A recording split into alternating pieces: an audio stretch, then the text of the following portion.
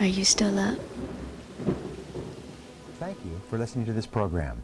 I hope these ideas help you as much as they have helped me and thousands of others. In fact, I hope that this program changes your life forever. There's never enough time to do everything you have to do. You are literally swamped with work and personal responsibilities, projects, stacks of magazines to read, and piles of books you intend to get to one of these days as soon as you get caught up. But the fact is that you are never going to get caught up. You will never get on top of all your tasks. You will never get far enough ahead to be able to get to all those books, magazines, and leisure time activities that you dream of. And forget about solving your time management problems by becoming more productive.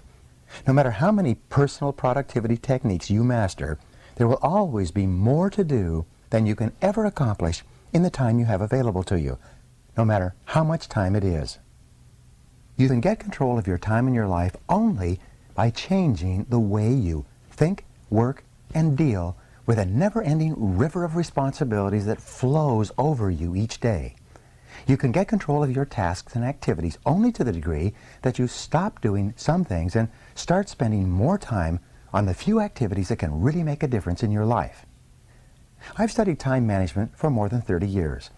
I have immersed myself in the works of Peter Drucker, Alex McKenzie, Alan Lake, and Stephen Covey, and many, many others. I've read hundreds of books and thousands of articles on personal efficiency and effectiveness.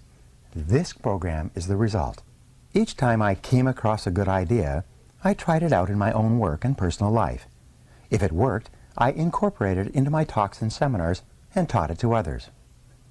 Galileo once wrote, "You cannot teach a person something he does not already know. You can only bring what he does know to his awareness." Depending upon your level of knowledge and experience, these ideas may sound familiar. This program will bring them to a higher level of awareness. When you learn these methods and techniques and apply them over and over until they become habits, you will alter the course of your life in a very positive way. Let me tell you a little bit about myself and the origins of this book. I started off in life with few advantages, aside from a curious mind. I did poorly in school and left without graduating. I worked at laboring jobs for several years. My future did not appear particularly promising. As a young man, I got a job on a tramp freighter and went off to see the world. For 8 years, I traveled and worked and then traveled some more, eventually visiting more than 80 countries on 5 continents. When I could no longer find a laboring job, I got into sales, knocking on doors, working on straight commission. I struggled from sale to sale until I began looking around me and asking, why is it that other people are doing better than I am? Then I did something that changed my life. I went up to successful salespeople and asked them what they were doing. And they told me.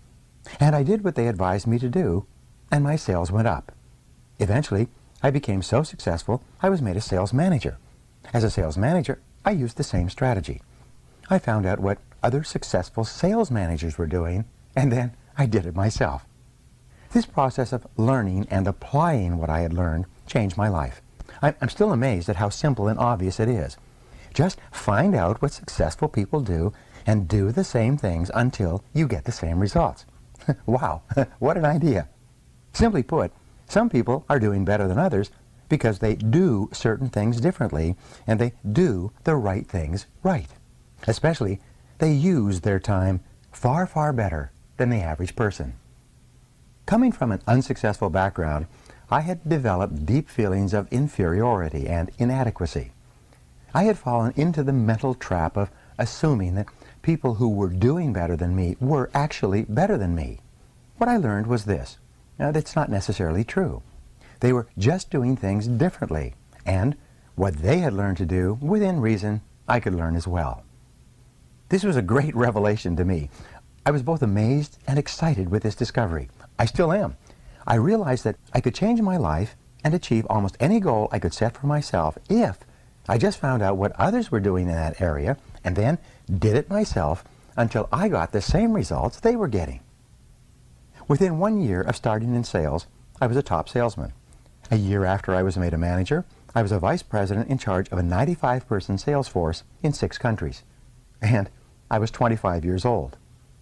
Over the years, I have worked in 22 different jobs, started and built several companies, and earned a business degree from a major university. I also learned to speak French, German, and Spanish, and have been a trainer, consultant, or speaker for more than 500 companies. I currently give talks and seminars to more than 300,000 people each year, with audiences as large as 20,000 people. Throughout my career, I have found a simple truth.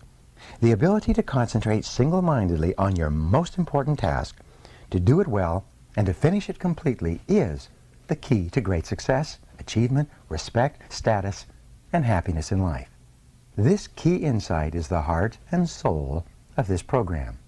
This program is designed to show you how to get ahead more rapidly in your career. These pages contain the 21 most powerful principles on personal effectiveness that I've ever discovered. These methods, techniques, and strategies are practical, proven, and fast-acting.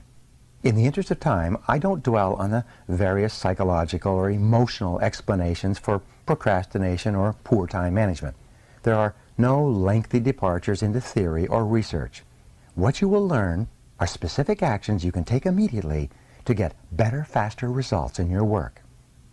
Every idea in this program is focused on increasing your overall levels of productivity, performance, and output, on making you more valuable in whatever you do. You can apply many of these ideas to your personal life as well. Each of these 21 methods and techniques is complete in itself. All are necessary. One strategy might be effective in one situation and another might apply to another task. Altogether, these 21 ideas represent a smorgasbord of personal effectiveness techniques that you can use at any time in any order or sequence that makes sense to you at the moment. The key to success is action. These principles work to bring about fast, predictable improvements in performance and results. The faster you learn and apply them, the faster you will move ahead in your career. Guaranteed. There will be no limit to what you can accomplish when you learn how to eat that frog.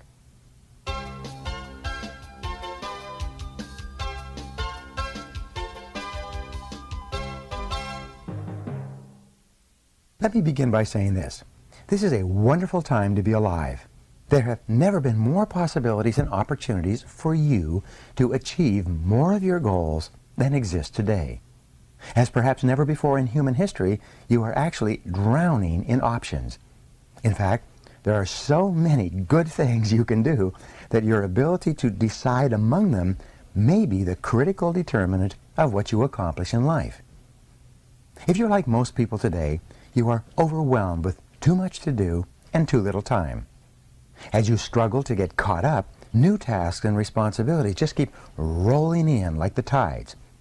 Because of this, you will never be able to do everything you have to do. You will never be caught up. You will always be behind in some of your tasks and responsibilities, and probably in many of them. For this reason, and perhaps more than ever before, your ability to select your most important task at each moment and then to start on that task and get it done both quickly and well will probably have more of an impact on your success than any other quality or skill you can develop. An average person who develops the habit of setting clear priorities and getting important tasks completed quickly will run circles around a genius who talks a lot and makes wonderful plans but gets very little done. It's been said for many years that if the first thing you do each morning is to eat a live frog, you can then go through the day with the satisfaction of knowing that is probably the worst thing that's going to happen to you all day long. Your frog is your biggest, most important task. It's the one you're most likely to procrastinate on if you don't do something about it right now. It's also the one task that can have the greatest positive impact on your life and results at the moment. It's also been said that if you have to eat two frogs, eat the ugliest one first. This is another way of saying that if you have two important tasks, start with the biggest, hardest, and most difficult task first. Discipline yourself to begin immediately and then to persist until the task is complete before you go on to something else. Think of this as a test. Treat it like a personal challenge. Resist the temptation to start with the easier task. Continually remind yourself that One of the most important decisions you make each day is your choice of what you will do immediately and what you will do later, if you do it at all. Here's one final observation. If you have to eat a live frog, it doesn't pay to sit and look at it for very long. The key to reaching high levels of performance and productivity is for you to develop the lifelong habit of tackling your major task first thing each morning. You must develop the routine of eating your frog before you do anything else and without taking too much time to think about it. In study after study of men and women who get paid more and promoted faster, the quality of action orientation stands out as the most observable and consistent behavior they demonstrate in everything they do. Successful, effective people are those who launch directly into their major tasks and then discipline themselves to work steadily and single-mindedly until those tasks are complete. In our world, and especially in our business world, you are paid and promoted for getting specific, measurable results. You are paid for making a valuable contribution, and especially for making the contribution that is expected of you. Failure to execute is one of the biggest problems in organizations today. Many people confuse activity with accomplishment. They talk continually, hold endless meetings, and make wonderful plans. But in the final analysis, no one does the job and gets the results required. Fully 95% of your success in life and work will be determined by the kinds of habits that you develop over time. The habit of setting priorities, overcoming procrastination, and getting on with your most important task is a mental and physical skill. As such, this habit is learnable through practice and repetition, over and over again, until it locks into your subconscious mind and becomes a permanent part of your behavior. Once it becomes a habit, it becomes both automatic and easy to do. You are designed mentally and emotionally in such a way that task completion gives you a positive feeling. It makes you happy. It makes you feel like a winner. Whenever you complete a task of any size or importance, you feel a surge of energy, enthusiasm, and self-esteem. The more important the completed task, the happier, more confident, and more powerful you feel about yourself and your world. The completion of an important task triggers the release of endorphins in your brain. These endorphins give you a natural high. The endorphin rush that follows successful completion of any task makes you feel more creative and confident. Here's one of the most important of the so-called secrets of success. It is that you can actually develop a positive addiction to endorphins and to the feeling of enhanced clarity, confidence, and competence that they trigger. When you develop this addiction, almost without thinking, you begin to organize your life in such a way that you are continually starting and completing ever more important tasks and projects. You actually become addicted in a very positive sense to success and contribution. One of the keys to your living a wonderful life, having a successful career, and feeling terrific about yourself is for you to develop the habit of starting and finishing important jobs. At that point, this behavior will take on a power of its own, and you'll find it easier to complete important tasks than not to complete them. You remember the story of the man who stops a musician on a New York street and asks how he can get to Carnegie Hall. The musician replies, "Practice, man, practice." Practice is the key to mastering any new skill. Fortunately, your mind is like a muscle. It grows stronger and more capable with use. With practice, you can learn any behavior or develop any habit that you consider either desirable or necessary. You need 3 qualities to develop the habits of focus and concentration, which are all learnable. They are decision, discipline, and determination. First, make a decision to develop the habit of task completion. Second, discipline yourself to practice the principles you are about to learn until you master them. And finally, back everything you do with determination until the habit is locked in and becomes a permanent part of your personality. Now, there's a special way that you can accelerate your progress toward becoming the highly productive, effective, efficient person that you want to be. It consists of your thinking continually about the rewards and benefits of being an action-oriented, fast-moving, focused person. See yourself as the kind of person who gets important jobs done quickly and well on a consistent basis. Your mental picture of yourself has a powerful effect on your behavior. Visualize yourself as the person you intend to be in the future. Your self-image, the way you see yourself on the inside, largely determines your performance on the outside. As professional speaker Jim Cathcart says, the person you see is the person you will be. You have a virtually unlimited capability to learn and develop new skills, habits, and abilities. When you train yourself through repetition and practice to overcome procrastination and get your most important tasks completed quickly, you will move yourself onto the fast track in your life and career and step on the accelerator. So, let's eat that frog. Chapter 1 is entitled, Set the Table, and it begins with this quote from Napoleon Hill. He says, "There is one quality that one must possess to win, and that is definiteness of purpose, the knowledge of what one wants, and a burning desire to achieve it."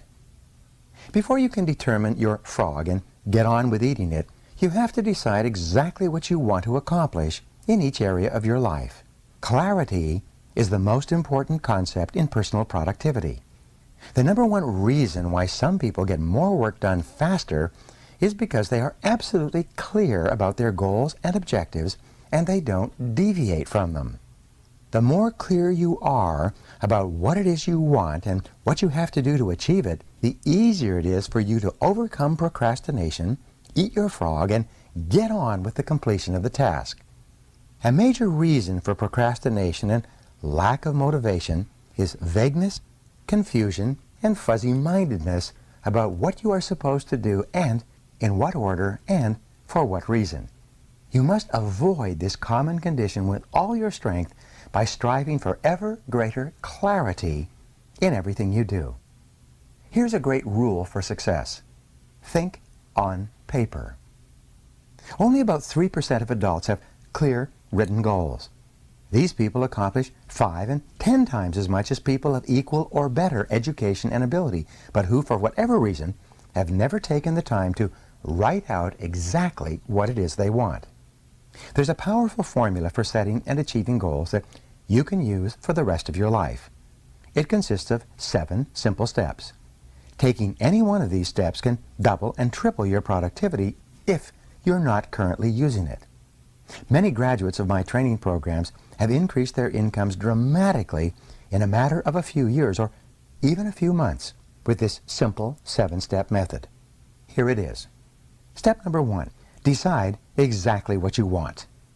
Either decide for yourself or sit down with your boss and discuss your goals and objectives until you are crystal clear about exactly what is expected of you and in what order of priority. It's amazing how many people are working away day after day on low-value tasks because they have not had this critical discussion with their manager. Here's another rule. One of the very worst uses of time is to do something very well that need not be done at all. Stephen Covey says, before you begin scrambling up the ladder of success, make sure that it's leaning against the right building. Step number 2, write it down. Think on paper. When you write down your goal, you crystallize it and give it tangible form. You create something that you can touch and see. On the other hand, a goal or objective that's not in writing is merely a wish or a fantasy. It has no energy behind it. Unwritten goals lead to confusion, vagueness, misdirection, and numerous mistakes. Step number 3, set a deadline on your goal. A goal or decision without a deadline has no urgency. It has no real beginning or end. Without a definite deadline accompanied by the assignment or acceptance of specific responsibilities for completion, you will naturally procrastinate and get very little done. Step number 4, make a list of everything that you can think of that you're going to have to do to achieve your goal. As you think of new activities, add them to your list. Keep building your list until it is complete. A list gives you a visual picture of the larger task or objective. It gives you a track to run on. It dramatically increases the likelihood that you will achieve your goal as you have defined it and on schedule. Step number 5. Organize the list into a plan. Organize your list by priority and sequence. Take a few minutes to decide what you need to do first and what you can do later. Decide what has to be done before something else and what needs to be done afterwards. Even better, lay out your plan visually in the form of a series of boxes and circles on a sheet of paper. You'll be amazed at how much easier it is to achieve your goal when you break it down into individual tasks.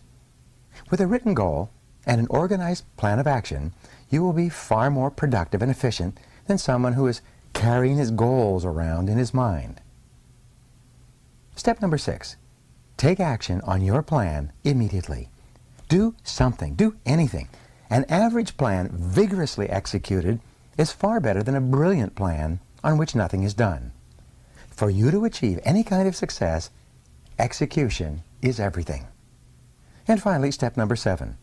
Resolve to do something every single day that moves you toward your major goal. Build this activity into your daily schedule. Read a specific number of pages on a key subject. Call on a specific number of prospects or customers. Engage in a specific period of physical exercise. Learn a certain number of new words in a foreign language. Never miss a day. Keep pushing forward. Once you start moving, keep moving. Don't stop. This decision, this discipline alone can make you one of the most productive and successful people of your generation. Clear written goals have a wonderful effect on your thinking. They motivate you and galvanize you into action. They stimulate your creativity, release your energy, and help you to overcome procrastination as much as any other factor. Goals are the fuel in the furnace of achievement. The bigger your goals and the clearer they are, the more excited you become about achieving them. The more you think about your goals, the greater becomes your inner drive and desire to accomplish them. Think about your goals and review them daily.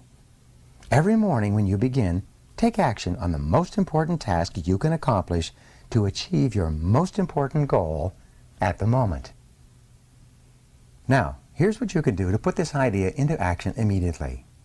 Take a clean sheet of paper right now and make a list of 10 goals that you want to accomplish in the next year.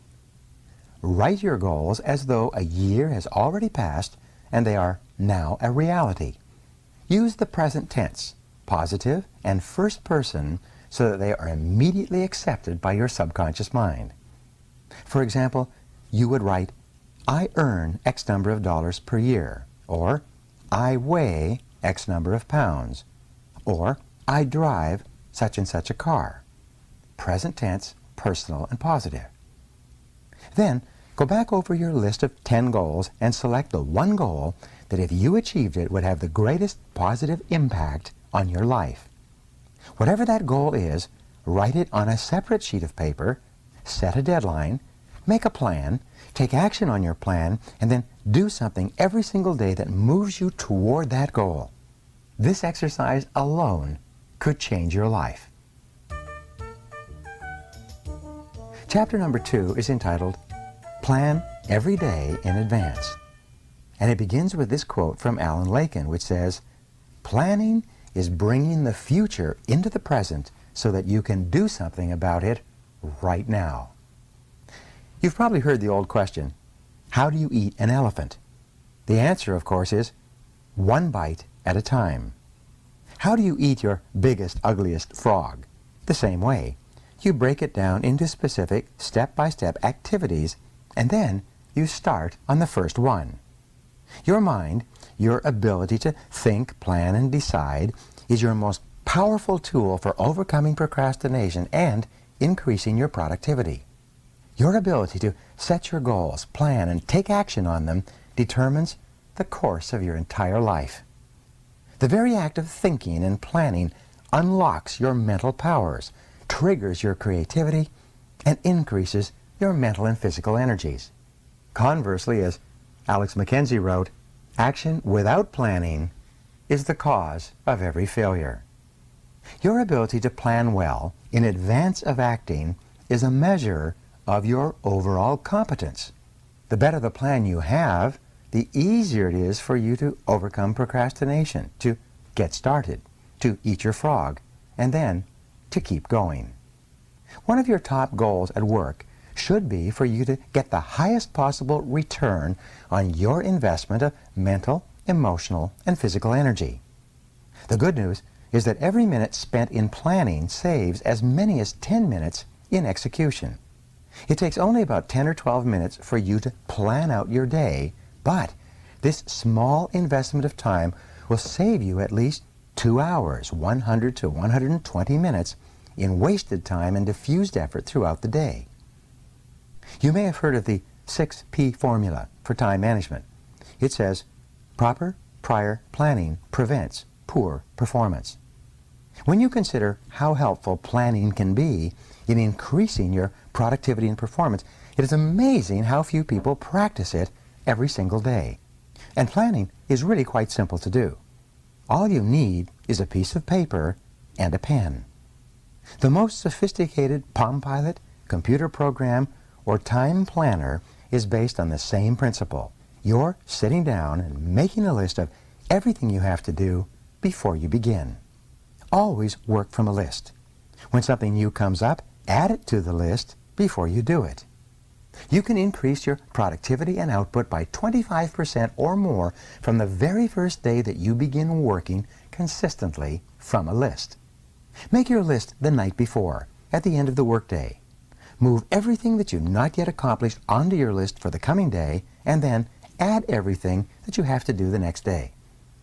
When you make your list the night before, your subconscious mind works on your list all night long while you sleep. Often, you will wake up with great ideas and insights that you can use to get your job done faster and better than you had initially thought. The more time you take to make written lists of everything you have to do in advance, the more effective and efficient you will be. Now, you need different lists for different purposes. First, you should create a master list on which you write down everything that you can think of that you want to do sometime in the future. This is the place where you capture every idea that comes to you and every new task or responsibility that comes up. You can sort out the items later. Second, you should have a monthly list that you make up at the end of the month for the month ahead. This may contain items transferred from your master list. Third, you should have a weekly list where you plan your entire week in advance. This is a list that is under construction as you go through the current week. This discipline of systematic time planning can be very helpful to you. Many people have told me that the habit of taking a couple of hours at the end of each week to plan the coming week has increased their productivity dramatically and changed their lives completely. This technique will work for you as well. Finally, you should transfer items from your monthly and weekly lists onto your daily list. These are the specific activities that you are going to accomplish the following day. As you work through the day, tick off the items on your list as you complete them. This activity gives you a visual picture of accomplishment. It generates a feeling of success and forward motion. Seeing yourself working progressively through your list motivates and energizes you. It raises your self-esteem and self-respect. Steady, visible progress propels you forward and helps you to overcome procrastination. When you have a project of any kind, begin by making a list of every step that you will have to complete to finish the project from beginning to end. Organize the project tasks by priority and sequence. Lay them out in front of you on paper or on a computer so that you can see them. Then, go to work on one task at a time. You will be amazed at how much you get done this way. As you work through your list, you will feel more and more effective and powerful. You will feel more in control of your life. You will be naturally motivated to do even more. You will think better and more creatively. You will get more and better insights that enable you to do your work even faster. As you work steadily through your lists, you will develop a sense of positive forward momentum that will enable you to overcome procrastination. This feeling of progress will give you more energy and keep you going throughout the day. One of the most important rules of personal effectiveness is the 10-90 rule. This rule says that the first 10% of time that you spend planning and organizing your work before you begin will save you as much as 90% of the time in getting the job done once you get started. You only have to try this rule once to prove it to yourself. When you plan each day in advance, you find it much easier to get going and to keep going. The work goes faster and smoother than ever before. You feel more powerful and competent. You eventually become unstoppable. Now here's how you can put these ideas into action immediately. Begin today to plan every day, every week, and every month in advance. Take a notepad or sheet of paper and make a list of everything you have to do in the next 24 hours. Add to your list as new items come up. Make a list of all your projects, the big multitask jobs that are important to your future. Lay out each of your major goals, projects, or tasks by priority, what is most important, and by sequence, what has to be done first, what comes second, and so forth. Start with the end in mind and work backward to the present. Think on paper. Always work from a list. You will be amazed at how much more productive you become and how much easier it is to eat your frog. Chapter 3 is entitled, Apply the 80-20 Rule to Everything. The German philosopher Johann Wolfgang von Goethe wrote, "We always have time enough if we will but use it aright." The 80-20 rule is one of the most helpful of all concepts of time and life management. It's also called the Pareto principle after its founder, the Italian economist Vilfredo Pareto, who first wrote about it in 1895. Pareto noticed that people in his society seemed to divide naturally into what he called the vital few, the top 20% in terms of money and influence, and the trivial many, the bottom 80%. He later discovered that virtually all economic activity was subject to this Pareto principle as well. For example, this rule says that 20% of your activities will account for 80% of your results. 20% of your customers will account for 80% of your sales. 20% of your products or services will account for 80% of your profits. 20% of your tasks will account for 80% of the value of what you do, and so on. This means that if you have a list of 10 items to do today, 2 of those items will turn out to be worth as much or more than all the other 8 items put together. Here's an interesting discovery. Each of these tasks may take the same amount of time to accomplish, but 1 or 2 of these tasks will contribute 5 or 10 times the value of any of the others. Often, one item on a list of 10 tasks that you have to do can be worth more than all the other 9 items put together. This task is invariably the frog that you should eat first. Can you guess on which items the average person is most likely to procrastinate? You're right. The sad fact is that most people procrastinate on the top 10 or 20% of items that are the most valuable and important, the vital few. They busy themselves instead with the least important 80%, the trivial many, that contribute very little to results. You often see people who appear to be busy all day long but seem to accomplish very little. This is almost always because they are working on tasks that are of low value, while they procrastinate on the 1 or 2 activities that could make a real difference to their companies and to their careers. The most valuable tasks you can do each day are often the hardest and most complex, but the payoff and rewards for completing these tasks efficiently can be tremendous. For this reason, you must adamantly refuse to work on tasks in the bottom 80% while you still have tasks in the top 20% left to be done. Before you begin work, always ask yourself, is this task in the top 20% of my activities or in the bottom 80%? And here's a rule for success. Resist the temptation to clear up small things first. Remember, whatever you choose to do over and over again eventually becomes a habit that's hard to break. If you choose to start your day on low-value tasks, you will soon develop the habit of always starting and working on low-value tasks. This is not the kind of habit you want to develop or keep. The hardest part of any important task is getting started on it in the first place. Once you actually begin work on a valuable task, you seem to be naturally motivated to continue. A part of your mind loves to be busy working on significant tasks that can really make a difference. Your job is to feed this part of your mind continually. Just thinking about starting and finishing an important task motivates you and helps you to overcome procrastination. The fact is that the amount of time required to complete an important job is often the same as the time required to do an unimportant job. The difference is that you get a tremendous feeling of pride and satisfaction from the completion of something valuable and significant. However, when you complete a low-value task, using the same amount of time and energy, you get little or no satisfaction at all. Time management is really life management, personal management. It's really taking control of the sequence of events. Time management is control over what you do next.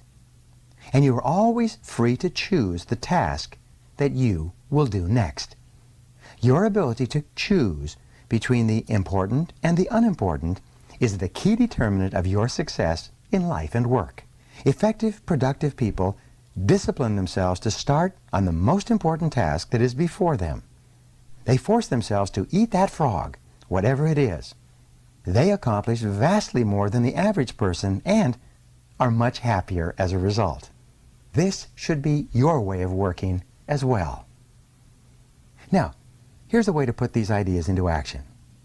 Make a list of all the key goals, activities, projects, and responsibilities in your life today. Which of them are or could be in the top 10 or 20% of tasks that represent or could represent 80 or 90% of your results? Resolve today that you are going to spend more and more of your time working in those few areas that can really make a difference in your life and career, and less time on lower value activities.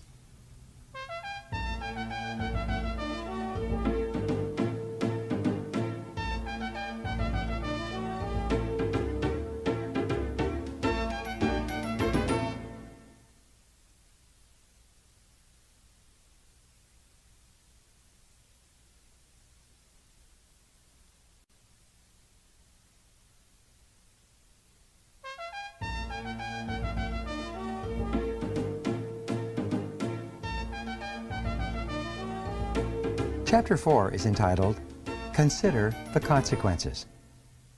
And here's a great quote from Orison Swett Marden. He said, "Every man has become great, every successful man has succeeded in proportion as he has confined his powers to one particular channel. The mark of the superior thinker is his or her ability to accurately predict the consequences of doing or not doing something. The potential consequences of any task or activity are the key determinants of how important it really is to you and your company. This way of evaluating the significance of a task is how you determine what your next frog really is." Dr. Edward Banfield of Harvard University, after more than 50 years of research, concluded that long-time perspective is the most accurate single predictor of upward social and economic mobility in America. Long-time perspective turns out to be more important than family background, education, race, intelligence, connections, or virtually any other factor in determining your success in life and at work. Your attitude toward time, your time horizon, has an enormous impact on your behavior and your choices. People who take a long view of their lives and careers always seem to make much better decisions about their time and activities than people who give very little thought to the future. And here's a rule for success. Long-term thinking improves short-term decision-making. Successful people have a clear future orientation. They think 5, 10, and 20 years out into the future. They analyze their choices and behaviors in the present to make sure that they are consistent with a long-term future that they desire. In your work, having a clear idea of what is really important to you in the long term makes it much easier for you to make better decisions about your priorities in the short term. By definition, something that is important has long-term potential consequences. Something that is unimportant has few or no long-term potential consequences. Before starting on anything, you should always ask yourself, what are the potential consequences of doing or not doing this task? And here's another rule for you. Future intent influences and often determines present actions. The clearer you are about your future intentions, the greater influence that clarity will have on what you do in the moment. With a clear, long-term vision, you are much more capable of evaluating an activity in the present and to ensure that it is consistent with where you truly want to end up. Successful people are those who are willing to delay gratification and make sacrifices in the short term so that they can enjoy far greater rewards in the long term. Unsuccessful people, on the other hand, think more about short-term pleasure and immediate gratification while giving very little thought to the long-term future. Dennis Waitley, a motivational speaker, says, "Failures do what is tension relieving, while winners do what is goal achieving." For example, coming into work earlier, reading regularly in your field, taking courses to improve your skills, and focusing on high-value tasks in your work will all combine to have an enormous positive impact on your future. On the other hand, coming into work at the last moment, reading the newspaper, drinking coffee, socializing with your coworkers may seem fun and enjoyable in the short term, but it inevitably leads to lack of promotion, underachievement, and frustration in the long term. If a task or activity has great potential positive consequences, make it a top priority and get started on it immediately. If something can have large potential negative consequences if it's not done quickly and well, that should become a top priority as well. Whatever your frog is, resolve to gulp it down first thing. Remember, motivation requires motive. The greater the positive potential impact that an action or behavior of yours can have on your life, once you define it clearly, the more motivated you will be to overcome procrastination and get it done quickly. Keep yourself focused and forward-moving by continually starting and completing those tasks that can make a major difference to your company and to your future. You see, the time is going to pass anyway. The only question is how you use it and where you are going to end up at the end of the weeks and months that pass. And where you end up is largely a matter of the amount of consideration you give to the likely consequences of your actions in the short term. Thinking continually about the potential consequences of your choices, decisions, and behaviors is one of the very best ways to determine your true priorities in your work and personal life. Now, here's some ideas on how to put these points into action. Review your list of tasks, activities, and projects regularly. Continually ask yourself, which one project or activity, if I did it in an excellent and timely fashion, would have the greatest positive impact on my life? Whatever it is that can help you the most, set it as a goal, make a plan to achieve it, and go to work on your plan immediately. Remember the wonderful words of Goethe. He said, "Just begin, and the mind grows heated. Continue, and the task will be completed." Chapter 5 is entitled, Practice the ABCDE method continually. Here's a quote from William Matthews. He says, "The first law of success is concentration, to bend all the energies to one point and to go directly to that point, looking neither to the right nor to the left. The more thought you invest in planning and setting priorities before you begin, the more important things you will do and the faster you will get them done once you get started. The more important and valuable the task is to you, the more you will be motivated to overcome procrastination and launch yourself into the job. The ABCDE method is a powerful priority setting technique that you can use every single day. This technique is so simple and effective that it can, all by itself, make you one of the most efficient and effective people in your field. The power of this technique lies in its simplicity. Here's how it works. You start with a list of everything you have to do for the coming day. Think on paper. You then place an A, B, C, D, or E before each item on your list before you begin the first task.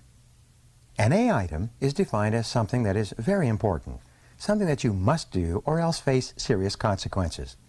An A item on your list might be visiting a key customer or finishing a report for your boss that she needs for an upcoming board meeting. These items are the frogs of your life. If you have more than one A task, you prioritize these tasks by writing A1, A2, A3, and so on in front of each item. Your A1 task is your biggest, ugliest frog of all. A B item is defined as a task that you should do, but it has only mild consequences. These items are the tadpoles of your work life. This means that someone may be unhappy or inconvenienced if you don't do one of these tasks, but it is nowhere as important as an A task. Returning an unimportant telephone message or reviewing your email would be a B task. The rule is that you should never do a B task when there is an A task left undone. You should never be distracted by a tadpole when a big frog is sitting there waiting to be eaten.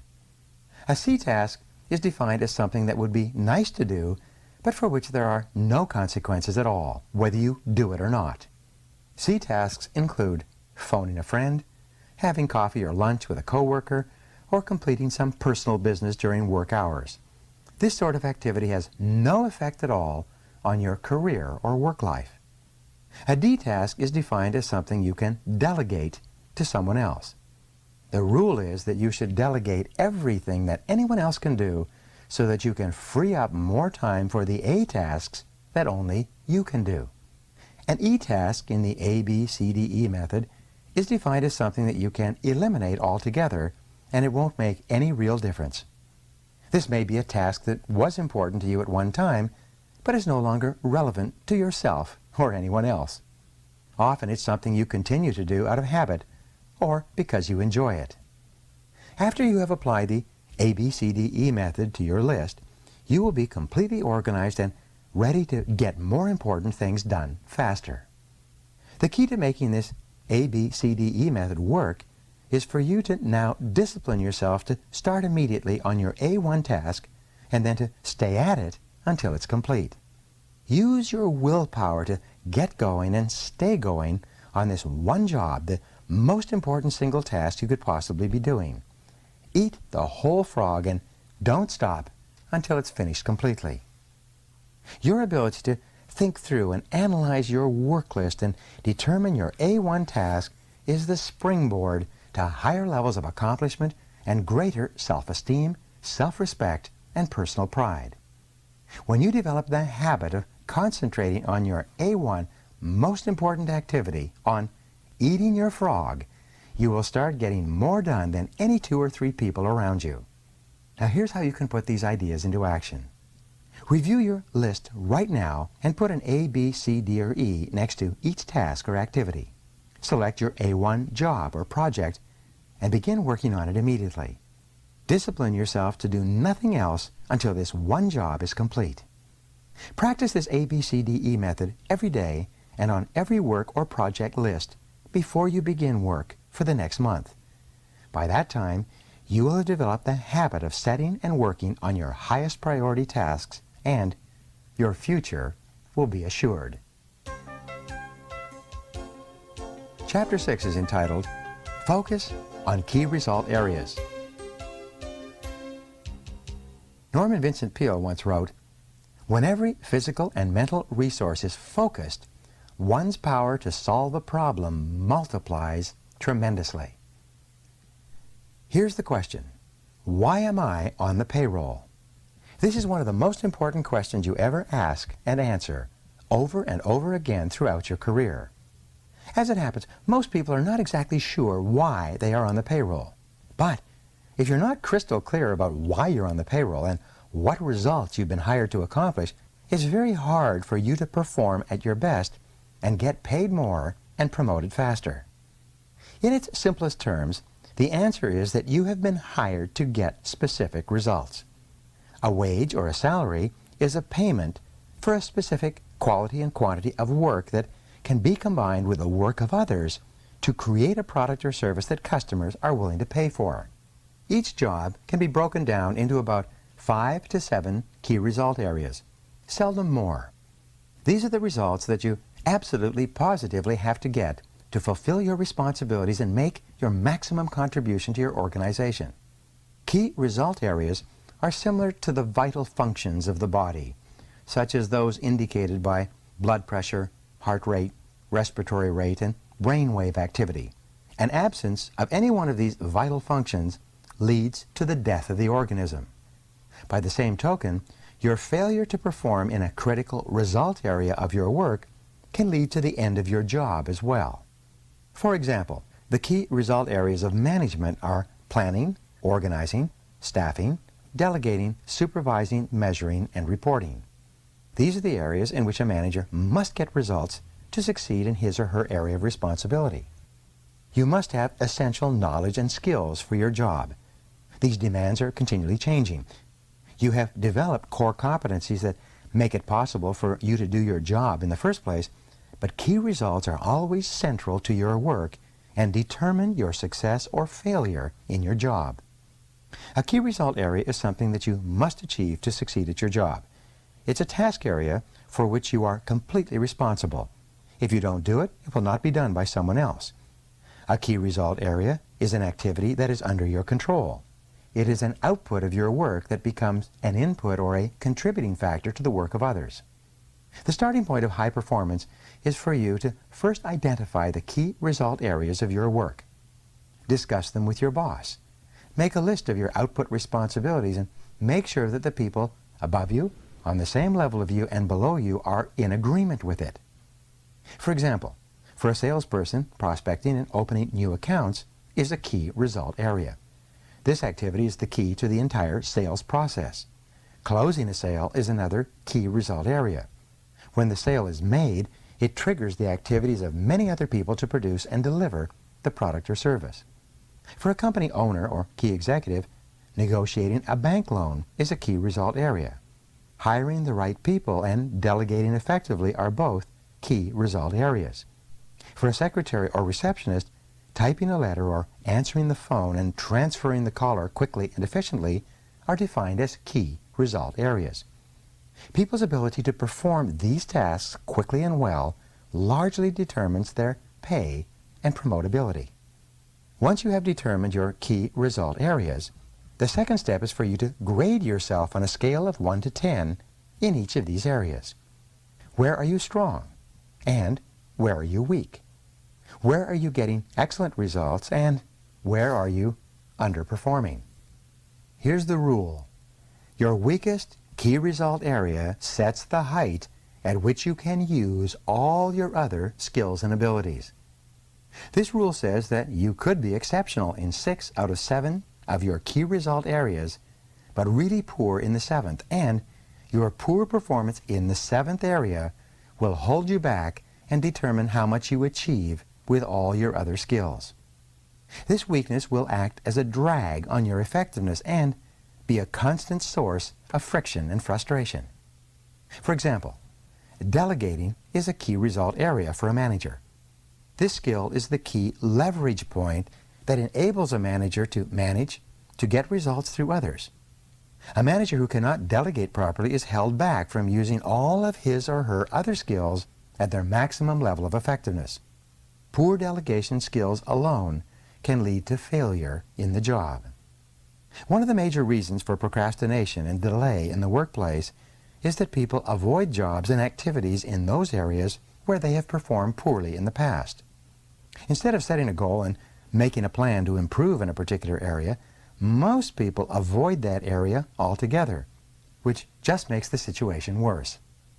The reverse of this is that the better you become in a particular skill area, the more motivated you will be to perform that function, the less you will procrastinate, and the more determined you will be to get it finished.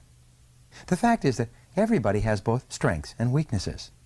Refuse to rationalize, justify, or defend your areas of weakness. Instead, identify them clearly. Set a goal and make a plan to become very good in each of those areas. Just think, you may be only one critical skill away from top performance in your job. Here's one of the greatest questions you will ever ask and answer. It's this: what one skill, if I developed and did it in an excellent fashion, would have the greatest positive impact on my career? Let me repeat that. What one skill, if you developed and did it in an excellent fashion, would have the greatest positive impact on your career? You should use this question to guide your career for the rest of your life. Look into yourself for the answer. You probably know what it is. Ask your boss this question. Ask your coworkers. Ask your friends and your family. Whatever the answer is, find out and then go to work to bring up your performance in this area.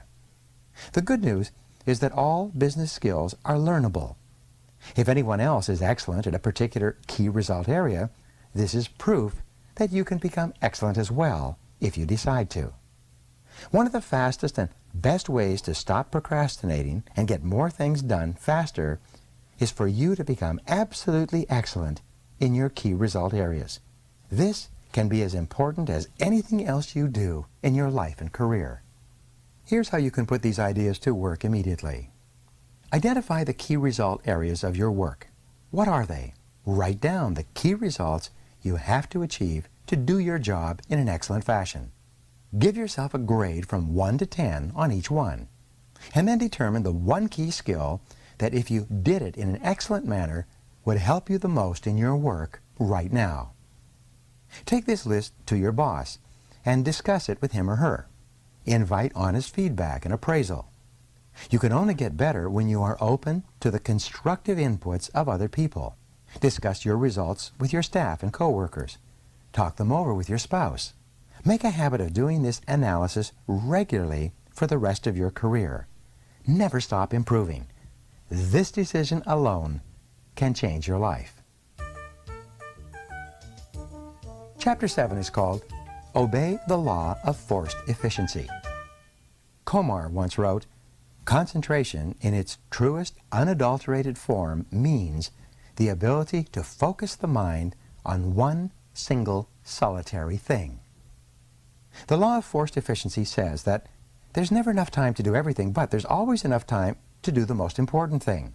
Put another way, you cannot eat every tadpole and frog in the pond, but you can eat the biggest and ugliest one, and that will be enough, at least for the time being. When you run out of time, and the consequences for not completing a key task or project can be really serious, you always seem to find the time to get it done, often at the very last minute. You start early, you stay late, and you drive yourself to complete the job rather than to face the negative consequences that would follow if you didn't complete it within the time limit. So here's a rule for you. There will never be enough time to do everything you have to do.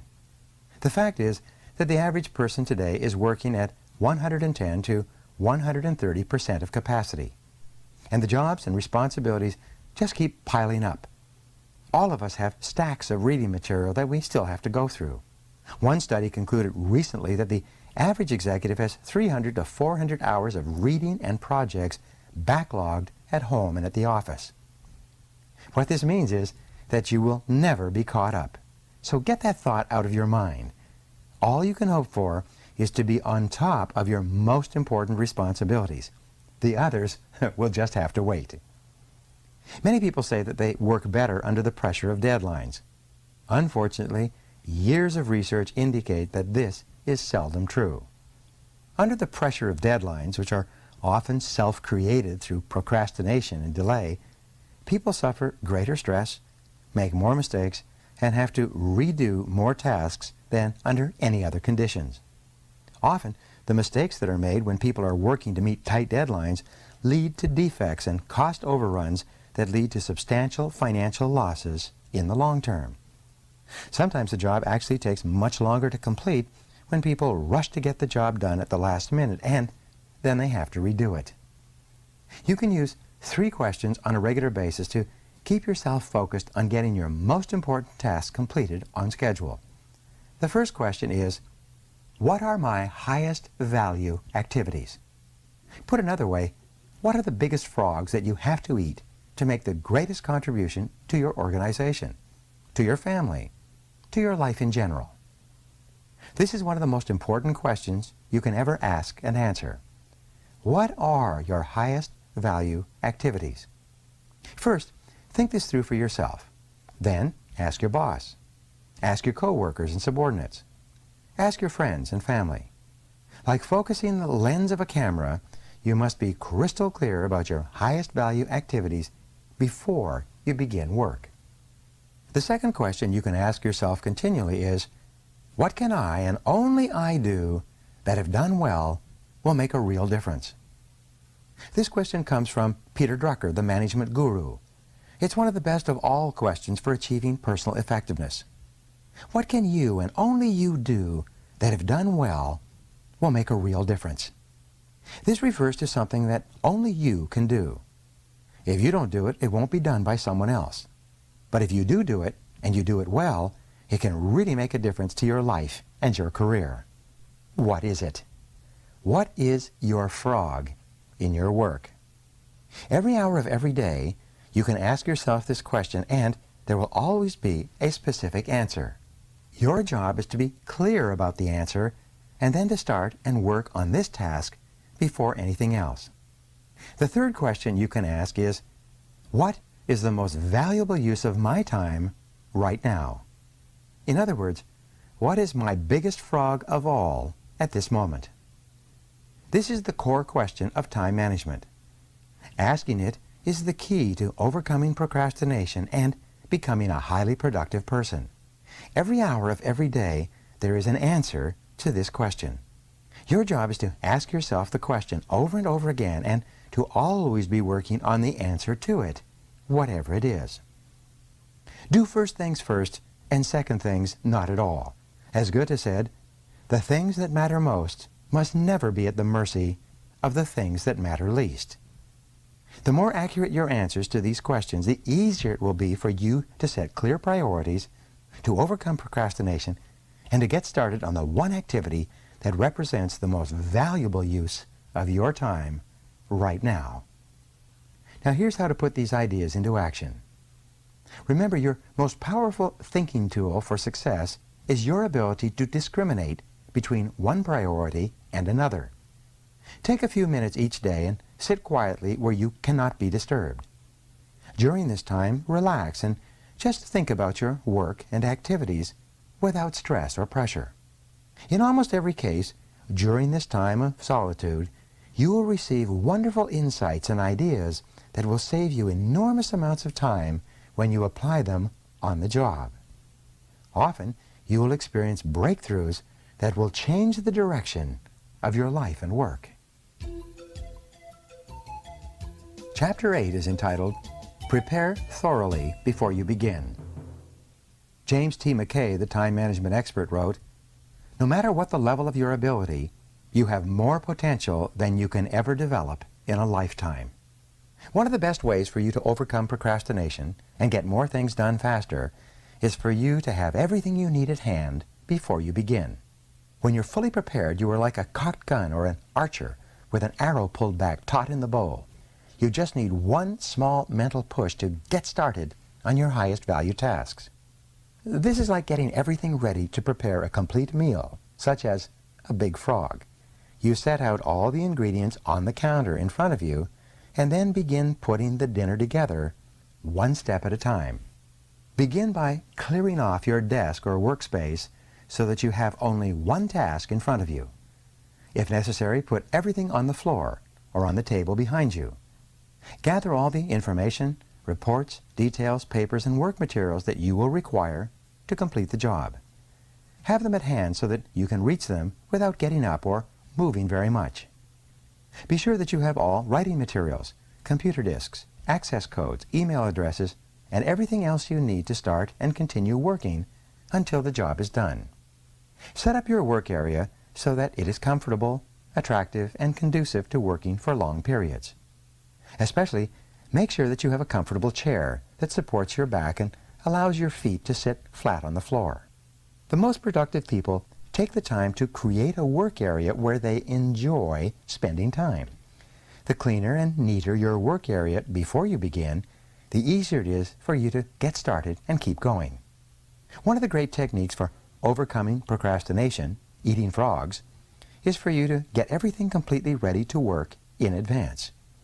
When everything is laid out in order and sequence, you feel much more like getting on with the job.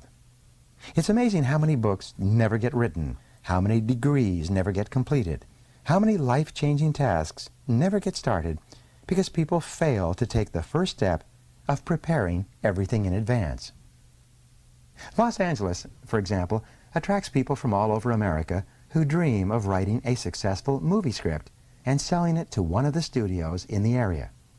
They move to Los Angeles and work at low-level jobs for years while they dream of writing and selling a popular script. Recently, the Los Angeles Times sent a reporter out onto Wilshire Boulevard to interview passersby. When people came along, he asked them one question: "How's your script coming?" 3 out of 4 passersby replied, "Almost done." The sad fact is that almost done probably meant not yet started. Don't let this happen to you. When you sit down with everything in front of you ready to go, assume the body language of high performance. Sit up straight, sit forward and away from the back of the chair. Carry yourself as though you are an efficient, effective, high-performing personality. Then pick up the first item and say to yourself, "Let's get to work," and plunge in. And once you've started, keep going until the job is finished. Here's an exercise for you. Take a good look at your desk or office, both at home and at the office. Ask yourself, what kind of a person works in an environment like that? The cleaner and neater your work environment, the more positive, productive, and confident you feel. Resolve today to clean up your desk and office completely so that you feel effective, efficient, and ready to get going each time you sit down to work. Chapter 9 is entitled, Do Your Homework. Og Mandino once wrote, "The only certain means of success is to render more and better service than is expected of you, no matter what your task may be." Doing your homework is one of the most important personal productivity principles of all. Learn what you need to learn so that you can do your work in an excellent fashion. The better you become at eating a particular type of frog, the more likely you are to just plunge in and get it done. A major reason for delay and procrastination is a feeling of inadequacy, lack of confidence, or inability in a key area of the task. Feeling weak or deficient in a single area is enough to discourage you from starting the job at all. Continually upgrade your skills in your key result areas. Remember, however good you are today, your knowledge and skill are becoming obsolete at a rapid rate. As Pat Riley, the basketball coach, said, "If you're not getting better, you're getting worse." One of the most helpful of all time management techniques is for you to get better at your key tasks. Personal and professional improvement is one of the best time savers there is. The better you are at a key task, the more motivated you are to launch into it. The better you are, the more energy and enthusiasm you have. When you know that you can do a job well, you find it easier to overcome procrastination and get the job done faster and better than under any other circumstances. One piece of information or one additional skill can make an enormous difference in your ability to do the job well. Identify the most important things you do and then make a plan to continually upgrade your skills in those areas. Here's a rule for success. Continuous learning is the minimum requirement for success in any field. Refuse to allow a weakness or a lack of ability in any area to hold you back. Everything in business is learnable, and what others have learned, you can learn as well. When I began to write my first book, I was discouraged because I could only use the hunt and peck method of typing. I soon realized that I had to learn to touch type if I was ever going to write and rewrite a 300-page book. So, I bought a touch typing program for my computer and practiced for 20 to 30 minutes every day for 3 months. By the end of that time, I was typing 40 to 50 words per minute. With this skill, I've been able to write a dozen books that have now been published all over the world. The best news is that you can learn whatever skills you need to learn to be more productive and more effective. You can become a touch typist if necessary. You can become an expert with a computer. You can become a terrific negotiator or a super salesperson. You can learn to speak in public. You can learn to write effectively and well. These are all skills you can acquire as soon as you decide to and make them a priority. Read in your field for at least 1 hour every day. Get up a little earlier in the morning and read for 30 to 60 minutes in a book or magazine that contains information that can help you to be more effective and productive at what you do. Take every course and seminar available on key skills that can help you. Attend the conventions and business meetings of your profession or occupation. Go to the sessions and workshops. Sit up front and take notes. Purchase the audio recordings of the programs. Dedicate yourself to becoming one of the most knowledgeable and competent people in your field. Finally, listen to audio programs in your car like this. The average car owner sits behind the wheel 500 to 1,000 hours each year while driving from place to place. Turn driving time into learning time. You can become one of the smartest, most capable, and highest paid people in your field simply by listening to educational audio programs as you drive around. The more you learn and know, the more confident and motivated you feel. The better you become, the more capable you will be of doing even more in your field.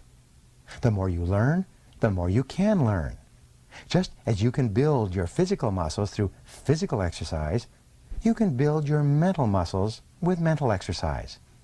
And there is no limit to how far or how fast you can advance except for the limits you place on your imagination. So here's an exercise that you can engage in immediately. Resolve today to become a do-it-to-yourself project. Become a lifelong student of your craft. School is never out for the professional. What are the key skills that can help you the most to achieve better and faster results? What are the core competencies that you will need to have in the future to lead your field? Whatever they are, set a goal, make a plan, and begin developing and increasing your ability in those areas. Resolve to be the very best at what you do. This is one of the greatest time management techniques of all.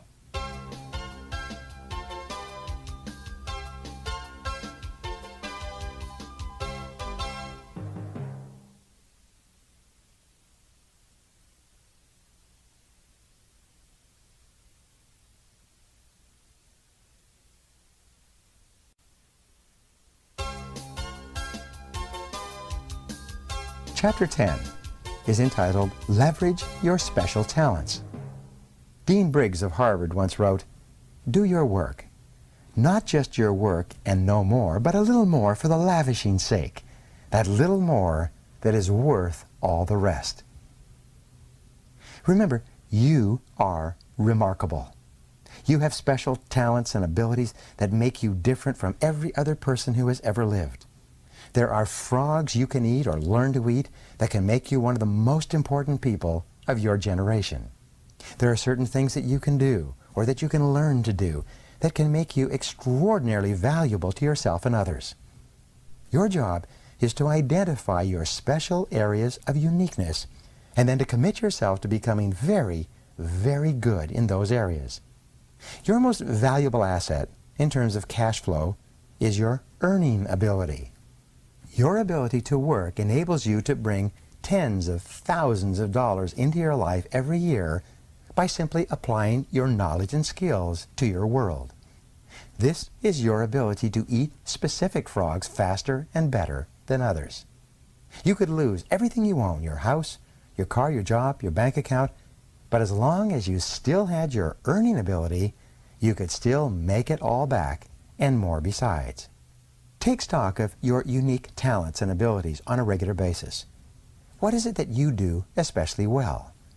What are you good at? What do you do easily and well that is difficult for most other people? Looking back at your career, what has been most responsible for your success in life and work to date? What have been the most significant frogs you have eaten in the past? You are designed such that you will most enjoy doing the very things that you can be the very best at. What is it that you enjoy the most about your work? What kind of frogs do you most enjoy eating?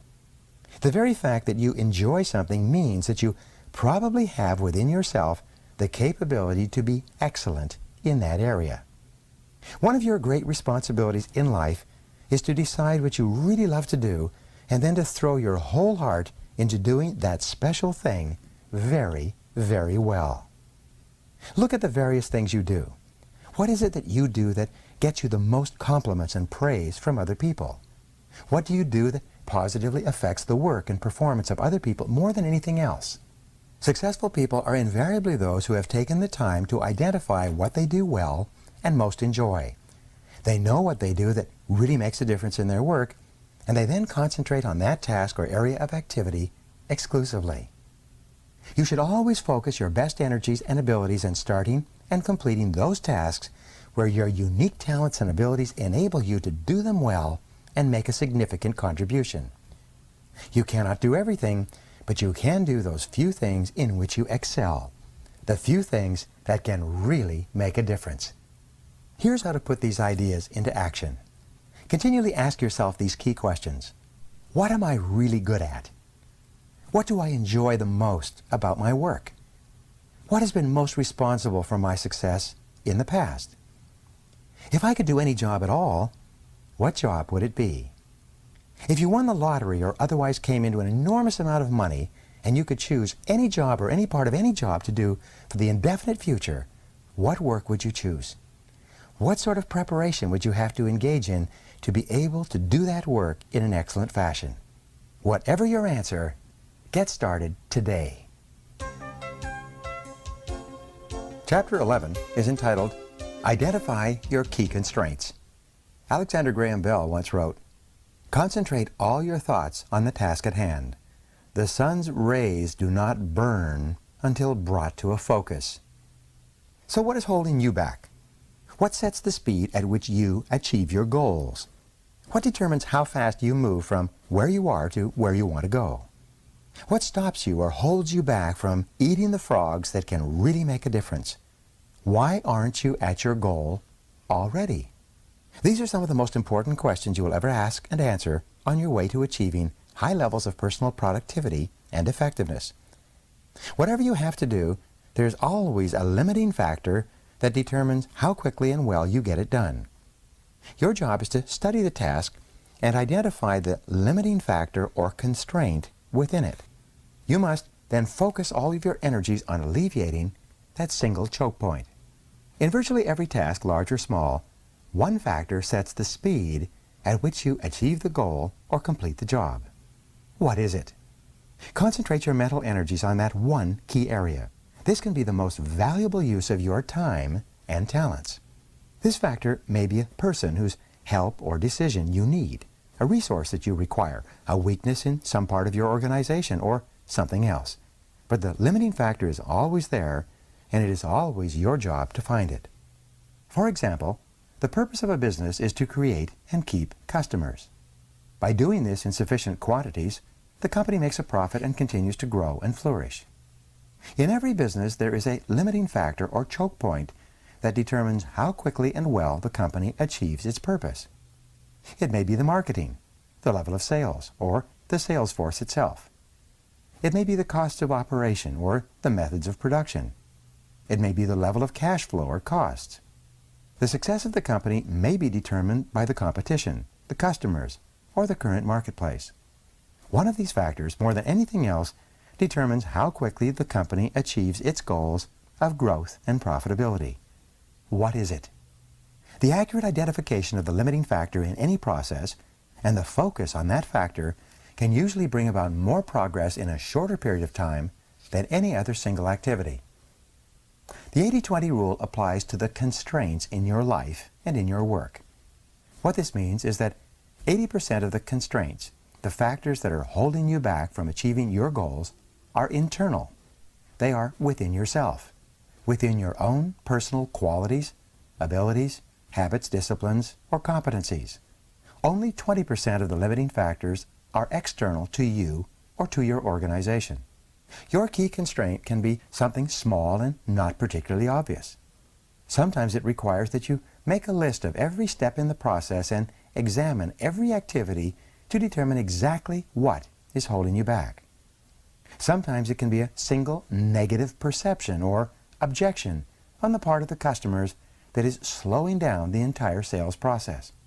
Sometimes it is the absence of a single feature that is holding back the growth of sales of a product or service line. Look into your company honestly. Look within your boss, your coworkers, and members of your staff to see if there's a key weakness that is holding you or the company back, that is acting as a brake on the achievement of your key goals. In your own life, you must have the honesty to look deeply into yourself for the limiting factor or limiting skill that sets the speed at which you achieve your personal goals. Successful people always begin the analysis of constraints by asking the question, what is it in me that is holding me back? They accept complete responsibility and look to themselves for both the cause and the cure of their problems. Keep asking, what sets the speed at which I get the results I want? The definition of the constraint determines the strategy that you use to alleviate it. The failure to identify the correct constraint or the identification of the wrong constraint can lead you in the wrong direction. You can end up solving the wrong problem. A major corporation, a client of mine, was experiencing declining sales. The corporation's leaders concluded that the major constraint was the sales force and sales management. They spent an enormous amount of time reorganizing the management and retraining the salespeople. They later found that the primary reason that sales were down was a mistake made by an accountant who had accidentally priced their products too high relative to their competition in the marketplace. Once the company revamped its pricing, sales went back up and the business returned to profitability. Behind every constraint or choke point, once it's located and alleviated successfully, you'll find another constraint or limiting factor. Whether it's getting to work on time in the morning or building a successful career, there are always limiting factors and bottlenecks that set the speed of your progress. Your job is to find them and to focus your energies on alleviating them as quickly as possible. Starting off your day with the removal of a key bottleneck or constraint fills you full of energy and personal power. It propels you into following through and completing the job. And there's always a limiting factor. Often a key constraint or limiting factor is the most important frog you could eat at that moment. Now here's an exercise for you. Identify your most important goal in life today. What is it? What one goal, if you achieved it, would have the greatest positive effect on your life? What one career accomplishment would have the greatest positive impact on your work life? Once you're clear about your major goal, ask yourself, what sets the speed at which I accomplish this goal? Why don't I have it already? What is it in me that is holding me back? Whatever your answers, take action immediately. Do something, do anything, but get started. Chapter 12 is entitled, Take It One Oil Barrel at a Time. There's an old saying that, by the yard it's hard, but inch by inch, anything's a cinch. One of the best ways to overcome procrastination is for you to get your mind off the huge task in front of you and focus on a single action that you can take. One of the best ways to eat a large frog is for you to take it one bite at a time. Confucius once wrote, "A journey of 1,000 leagues begins with a single step." This is a great strategy for overcoming procrastination and getting more things done faster. Many years ago, I crossed the heart of the Sahara Desert, the Tenerife, deep in modern-day Algeria. By that time, the desert had been abandoned by the French for years, and the original refueling stations were empty and shuttered.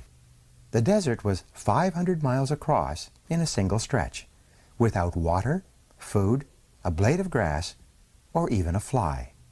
It was totally flat, like a broad yellow sand parking lot that stretched to the horizon in all directions. More than 1,300 people had perished in the crossing of that stretch of the Sahara in previous years. Often, drifting sands had obliterated the track across the desert, and the travelers had gotten lost in the night. To counter the lack of features in the terrain, the French had marked the track with black 55-gallon oil drums 5 kilometers apart, exactly the distance to the horizon, where the earth curved away as you crossed that flat wasteland. Because of this, wherever we were in the daytime, we could see 2 oil barrels, the one we had just passed and the one 5 kilometers ahead. And that was enough. All we had to do was steer toward the next oil barrel. As a result, we were able to cross the biggest desert in the world by simply taking it 1 oil barrel at a time. In the same way, you can accomplish the biggest task in your life by disciplining yourself to take it just 1 step at a time. Your job is to go as far as you can see. You will then see far enough to go further. To accomplish a great task, you must step out in faith and have complete confidence that your next step will soon become clear to you. Remember the wonderful advice, leap and the net will appear. A great life or a great career is built by performing 1 task at a time, quickly and well, and then going on to the next task. Financial independence is achieved by saving a little money every single month, year after year. Health and fitness are accomplished by just eating a little less and exercising a little more day after day and month after month. You can overcome procrastination and accomplish extraordinary things by just taking the first step, by getting started towards your goal, and then by taking it 1 step, 1 oil barrel at a time. Now here's how you can put this idea into action. Select any goal, task, or project in your life where you have been procrastinating and just take 1 step toward accomplishing it immediately. Sometimes all you need to do to get started is to sit down and make a list of all the steps you will need to take to eventually complete the task. Then, just start and complete 1 item on the list, and then 1 more, and so on. You will be amazed at what you eventually accomplish. Chapter number 13, Put the Pressure on Yourself. Thomas Edison once wrote, "The first requisite for success is to apply your physical and mental energies to one problem incessantly without growing weary." The world is full of people who are waiting for someone to come along and motivate them to be the kind of people they wish they could be. The problem is that no one is coming to the rescue. These people are waiting for a bus on a street where no buses pass. As a result, if they don't take charge of their lives and put the pressure on themselves, they can end up waiting forever. And that is what most people do. Only about 2% of people can work entirely without supervision. We call these people leaders. This is the kind of person you are meant to be. Your job is to form the habit of putting the pressure on yourself and not waiting for someone else to come along and do it for you. You must choose your own frogs and then make yourself eat them in their order of importance. The standards you set for your own work and behavior should be higher than anyone else could set for you. Make it a game with yourself to start a little earlier, work a little harder, and stay a little later. Always look for ways to go the extra mile, to do more than you're paid for. Your self-esteem, the core of your personality, has been defined by psychologist Nathaniel Branden as your reputation with yourself. You build up or pull down your reputation with yourself with everything you do or fail to do. The good news is that you feel terrific about yourself whenever you push yourself to do your best, whenever you go beyond where the average person would normally quit. Imagine each day that you have just received an emergency message and that you will have to leave town tomorrow for a month. If you had to leave town for a month, what would you absolutely make sure that you got done before you left? Whatever it is, go to work on that task right now. Imagine that you just received an all-expense-paid vacation as a prize, but you will have to leave tomorrow morning on the vacation or it will be given to someone else. What would you be determined to get finished before you left so that you could take that vacation? Whatever it is, start on that one job immediately. Successful people continually put the pressure on themselves to perform at high levels. Unsuccessful people have to be instructed and supervised and pressured by others. One of the great ways for you to overcome procrastination is by working as though you only had one day to get all your most important jobs done before you left for a month or went on a vacation. By putting the pressure on yourself, you accomplish more and better tasks faster than ever before. You become a high-performance, high-achieving personality. You feel terrific about yourself, and bit by bit, you build up the habit of rapid task completion that then goes on to serve you all the days of your life.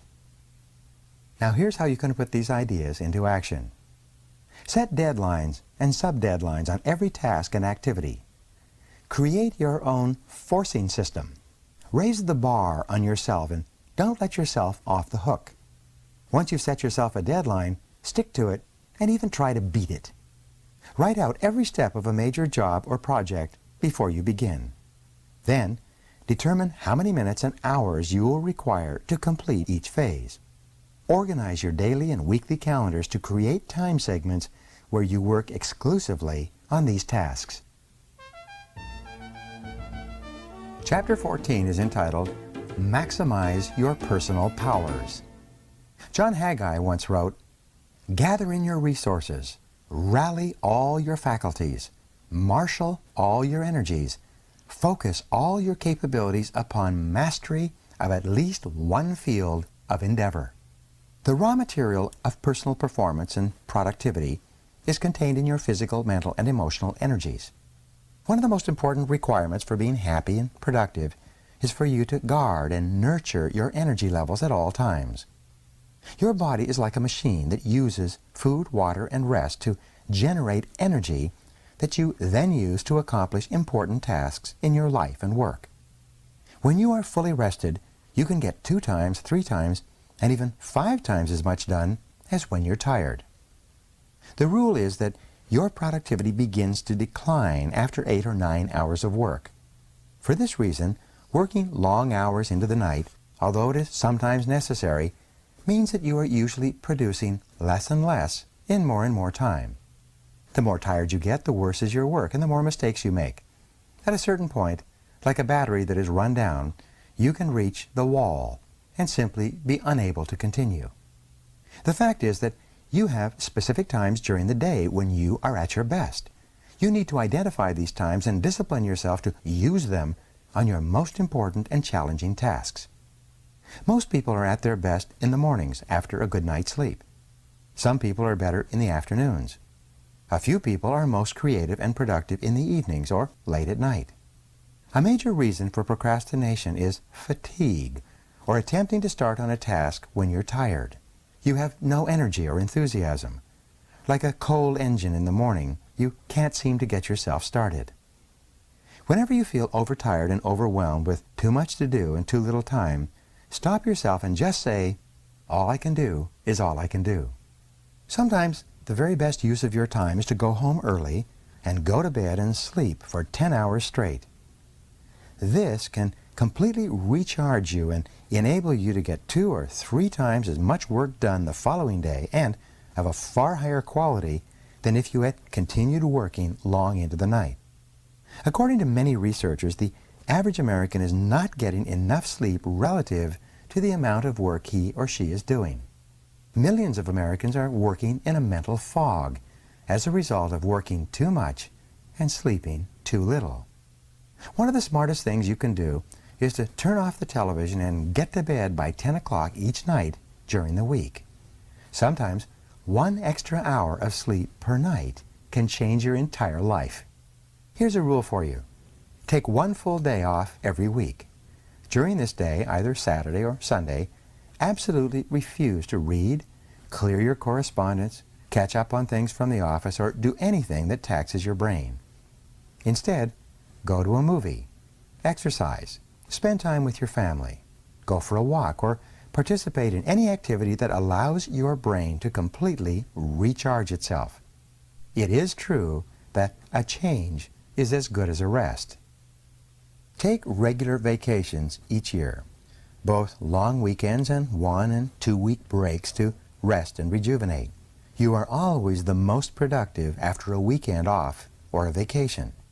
Going to bed early 5 nights a week, sleeping in on the weekends, and taking 1 full day off each week will assure that you have far more energy. This added energy will enable you to overcome procrastination and get started on your major tasks faster and with greater resolve than you ever could if you were tired. In addition, to keep your energy levels at their highest, be careful about what you eat. Start the day with a high-protein, low-fat, and low-carbohydrate breakfast. Eat salads with fish or chicken at lunch. Avoid sugar, salt, white flour products, and desserts.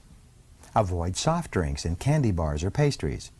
Feed yourself as you would feed a world-class athlete before a competition because, in many respects, that's what you are before starting work each day. By eating lean and healthy, exercising regularly, and getting lots of rest, you'll get more and better work done easier and with greater satisfaction than ever before. The better you feel when you start work, the less you procrastinate and the more eager you are to get the job done and get on with other tasks. High energy levels are indispensable to higher levels of productivity, more happiness, and greater success in everything you do. Now here's some ideas to put these recommendations into action. Make an analysis of your current energy levels and your daily health habits. Resolve today to improve your levels of health and energy by asking the following questions. 1. What am I doing physically that I should do more of? 2. What am I doing that I should do less of? 3. What am I not doing that I should start doing if I want to perform at my best? 4. What am I doing today that affects my health that I should stop doing altogether? Whatever your answers are to these questions, take action today. Chapter number 15. Motivate yourself into action. Antoine de Saint-Exupéry once wrote, "It is in the compelling zest of high adventure and of victory and of creative action that man finds his supreme joys." To perform at your best, you must become your own personal cheerleader. You must develop a routine of coaching yourself and encouraging yourself to play at the top of your game. Fully 95% of your emotions, positive or negative, are determined by how you talk to yourself on a minute-to-minute basis. It's not what happens to you, but the way that you interpret the things that are happening to you that determines how you feel. It is your version of events that largely determines whether they motivate or demotivate you, whether they energize or de-energize you. To keep yourself motivated, you must resolve to become a complete optimist. You must determine to respond positively to the words, actions, and reactions of the people and situations around you whenever possible. You must refuse to let the unavoidable difficulties and setbacks of daily life affect your mood or emotions. Your level of self-esteem, how much you like and respect yourself, is central to your levels of motivation and persistence. You should talk to yourself positively all the time to boost your self-esteem. Say things to yourself like, "I like myself, I like myself," over and over until you begin to believe what you say and behave like a person with a high-performance personality. To keep yourself motivated and to overcome feelings of doubt or fear, continually tell yourself, "I can do it, I can do it." When people ask you how you are, always tell them, "I feel terrific." No matter how you really feel at the moment or what is happening in your life, resolve to remain cheerful and upbeat.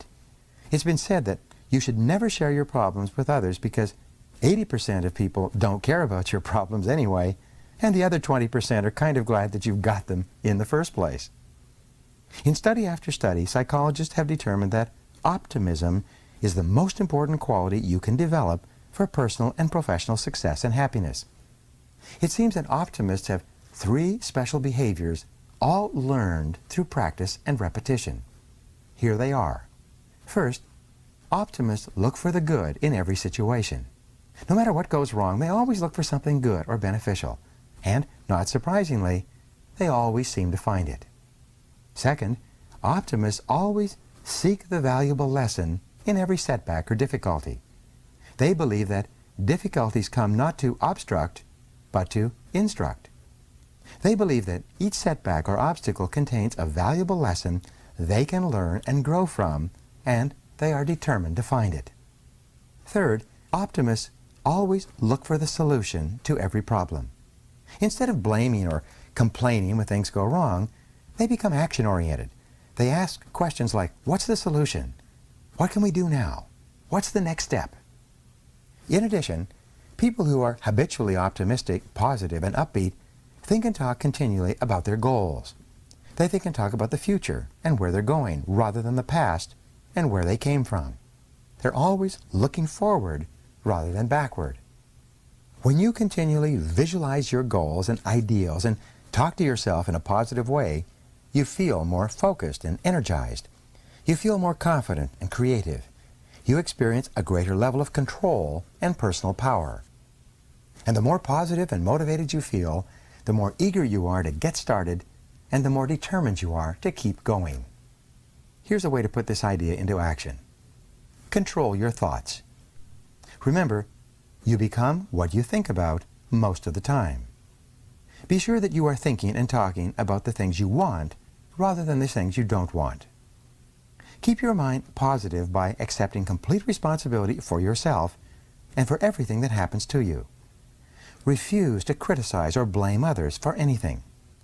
Resolve to make progress rather than excuses. Keep your thoughts and your energy focused forward on the things you can do to improve your life, and let the rest go. Chapter number 16. Practice creative procrastination. Boardroom Reports wrote recently, make time for getting big tasks done every day. Plan your daily workload in advance. Single out the relatively few small jobs that absolutely must be done immediately in the morning. Then go directly to the big tasks and pursue them to completion. Creative procrastination is one of the most effective of all personal performance techniques. It can change your life. The fact is that you can't do everything that you have to do. You have to procrastinate on something. So put off eating smaller or less ugly frogs. Eat the biggest and ugliest frogs before anything else. The difference between high performers and low performers is largely determined by what they choose to procrastinate on. Since you must procrastinate anyway, decide today to procrastinate on low-value activities. Decide to procrastinate, outsource, delegate, and eliminate those activities that don't make much of a contribution to your life in any case. Get rid of the tadpoles and focus on the frogs.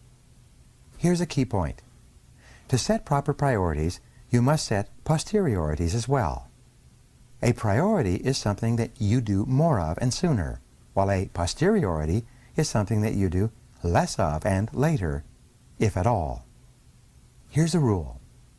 You can get your time and your life under control only to the degree to which you discontinue lower value activities. One of the most powerful of all words in time management is the word no. Say no to anything that is not a high-value use of your time and your life. Say it early and say it often.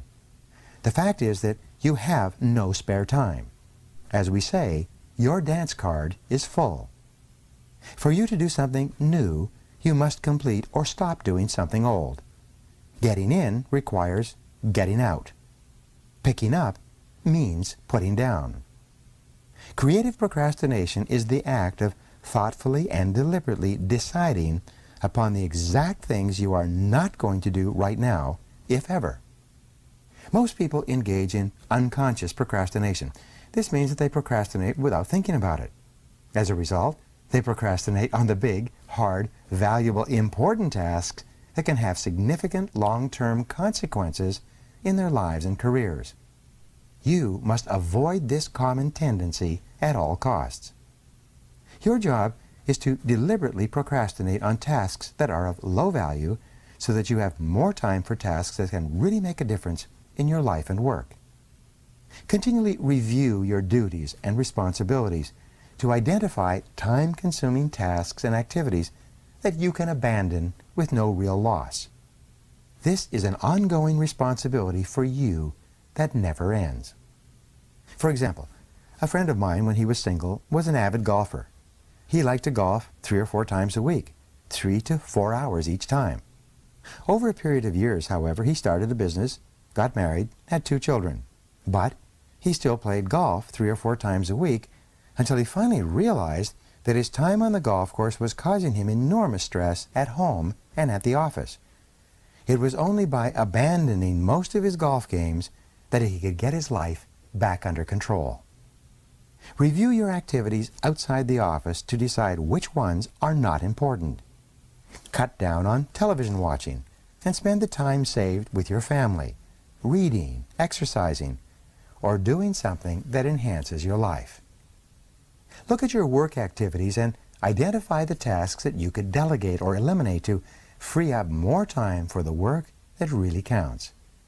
Begin today to practice creative procrastination, to set posteriorities wherever and whenever you can. This decision alone could change your life. Here's an exercise for you. Practice zero-based thinking in every part of your life. Ask yourself continually, if I was not doing this already, knowing what I now know, would I get into it again today? Examine each of your personal and work activities and evaluate it based on your situation today. If it is something that you would not start up again today, knowing what you now know, it is a prime candidate for abandonment or creative procrastination.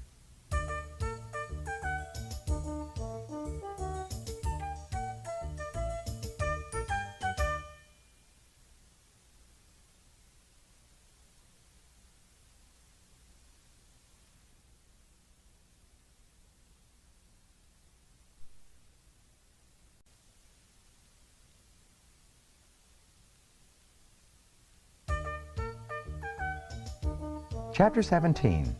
Do the most difficult task first. Sir Thomas Fowell Buxton once wrote, "The longer I live, the more I am certain that the great difference between men, between the feeble and the powerful, between the great and the insignificant, is energy, invincible determination, a purpose once fixed, and then death or victory." One of the best techniques for overcoming procrastination and getting more things done faster is for you to start work by doing your most difficult task first. This is truly eating your frog, and it is one of the hardest and yet one of the most important of all personal management skills. You develop this habit by following these steps. At the end of your workday or on the weekend, make a list of everything you have to do the next day. Review this list using the ABCDE method combined with the 80-20 rule. Next, select your A1 most important task, the job that has the most serious potential consequences if you get it done or leave it undone. Then, assemble everything you need to start and finish this job and lay it out, ready for you to start work in the morning. Clear your workspace completely so that you have this one most important task like a big frog sitting on your desk waiting for you in the morning. Then discipline yourself to get up, get ready, and then walk in, sit down, and start on your most difficult task without interruptions before you do anything else. Do this every day for 21 days until it becomes a habit. With this discipline, you will literally double your productivity in less than a month. Starting first thing in the morning with your biggest and most important task is the opposite of what most people do. This discipline breaks you of the habit of procrastination and puts your future squarely in your own hands. Starting with your most difficult job or piece of the job gives you a jump start on the day. As a result, you'll be more energized and productive from then on. On the days when you launch immediately into your top job, you will feel better about yourself and your work than on any other day. You will personally feel more powerful, more effective, more in control, and more in charge of your life than at any other time. Develop the habit of doing the most difficult task first, and you'll never look back. You will become one of the most productive people of your generation. Here's how you can put this idea into action. See yourself as a work in progress.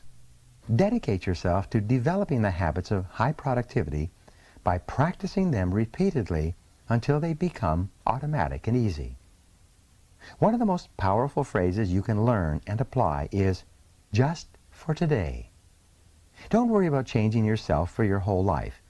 If it sounds like a good idea, do it just for today. Say to yourself, just for today I will plan, prepare, and start on my most difficult task before I do anything else. You will be amazed at the difference this makes in your life. Chapter 18. Slice and dice the task. Orison Swett Marden once wrote, "The beginning of a habit is like an invisible thread, but every time we repeat the act, we strengthen the strand, add to it another filament, until it becomes a great cable and binds us irrevocably in thought and act." A major reason for procrastinating on big, important tasks is that they often appear so large and formidable when you first approach them. One technique that you can use to cut a big task down to size is the salami slice method of getting work done. With this method, you lay out the task in detail and then resolve to do just one slice of the job for the time being, like eating a roll of salami, one slice at a time, or like eating a frog, one piece at a time. Psychologically, you will find it easier to do a single small piece of a large project than to start on the whole job. Often, once you've started and completed a single part of the job, you will feel like doing just one more slice. Soon you'll find yourself working through the job one part at a time, and before you know it, the job will be completed. An important point to remember is that you have deep within you what is called an urge to completion, or what is often referred to as a compulsion to closure. This means that you actually feel happier and more powerful when you start and complete a task of any kind. You satisfy a deep subconscious need to bring finality to a job or project. This sense of completion or closure motivates you to start the next task or project and then to persist toward final completion. This act of completion triggers the release of endorphins in your brain that was mentioned earlier. And the bigger the task you start and complete, the better and more elated you feel. The bigger the frog you eat, the greater the surge of personal power and energy you will experience. When you start and finish a small piece of a task, you feel motivated to start and finish another part, and then another, and so on. Each small step forward energizes you. You develop an inner drive that motivates you to carry through to completion. This completion gives you the great feeling of happiness and satisfaction that accompanies any success. Another technique you can use to get yourself going is called the Swiss cheese method of working. You use this technique to get yourself into gear by resolving to punch a hole into the task, like a hole in a block of Swiss cheese. You Swiss cheese a task when you resolve to work for a specific time period on it. This may be as little as 5 or 10 minutes, after which you will stop and do something else. You will take just one bite of your frog and then rest or do something else. The power of this method is similar to that of the salami slice method. Once you start working, you develop a sense of forward momentum and a feeling of accomplishment. You become energized and excited. You feel internally motivated and propelled to keep going until the task is complete. You should try the salami slice or the Swiss cheese method on any task that seems overwhelming when you approach it for the first time. You will be amazed at how helpful these techniques are in overcoming procrastination. I have several friends who have become best-selling authors by simply resolving to write one page or even one paragraph per day until the book was completed. And you can do the same. Now, put these techniques into action immediately. Take a large, complex, multitask job that you've been putting off and either salami slice or Swiss cheese it to get it started. A common quality of successful, happy people is that they are action-oriented. When they hear a good idea, they take action on it immediately to see if it can help them. Don't delay. Try it today. Chapter 19. create large chunks of time. Needle Cabine once wrote, "Nothing can add more power to your life than concentrating all of your energies on a limited set of targets." The strategy of creating large chunks of time requires a commitment from you to work at a scheduled time on large tasks. Most of the really important work you do requires large chunks of unbroken time to complete. Your ability to create and carve out these blocks of high-value, highly productive time is central to your ability to make a significant contribution to your work and to your life. Successful salespeople set aside a specific time period each day to phone prospects. Rather than procrastinating or delaying on a task that they don't particularly like, they resolve that they will phone for 1 solid hour, between 10 and 11 a.m. for example, and they then discipline themselves to follow through on their resolutions.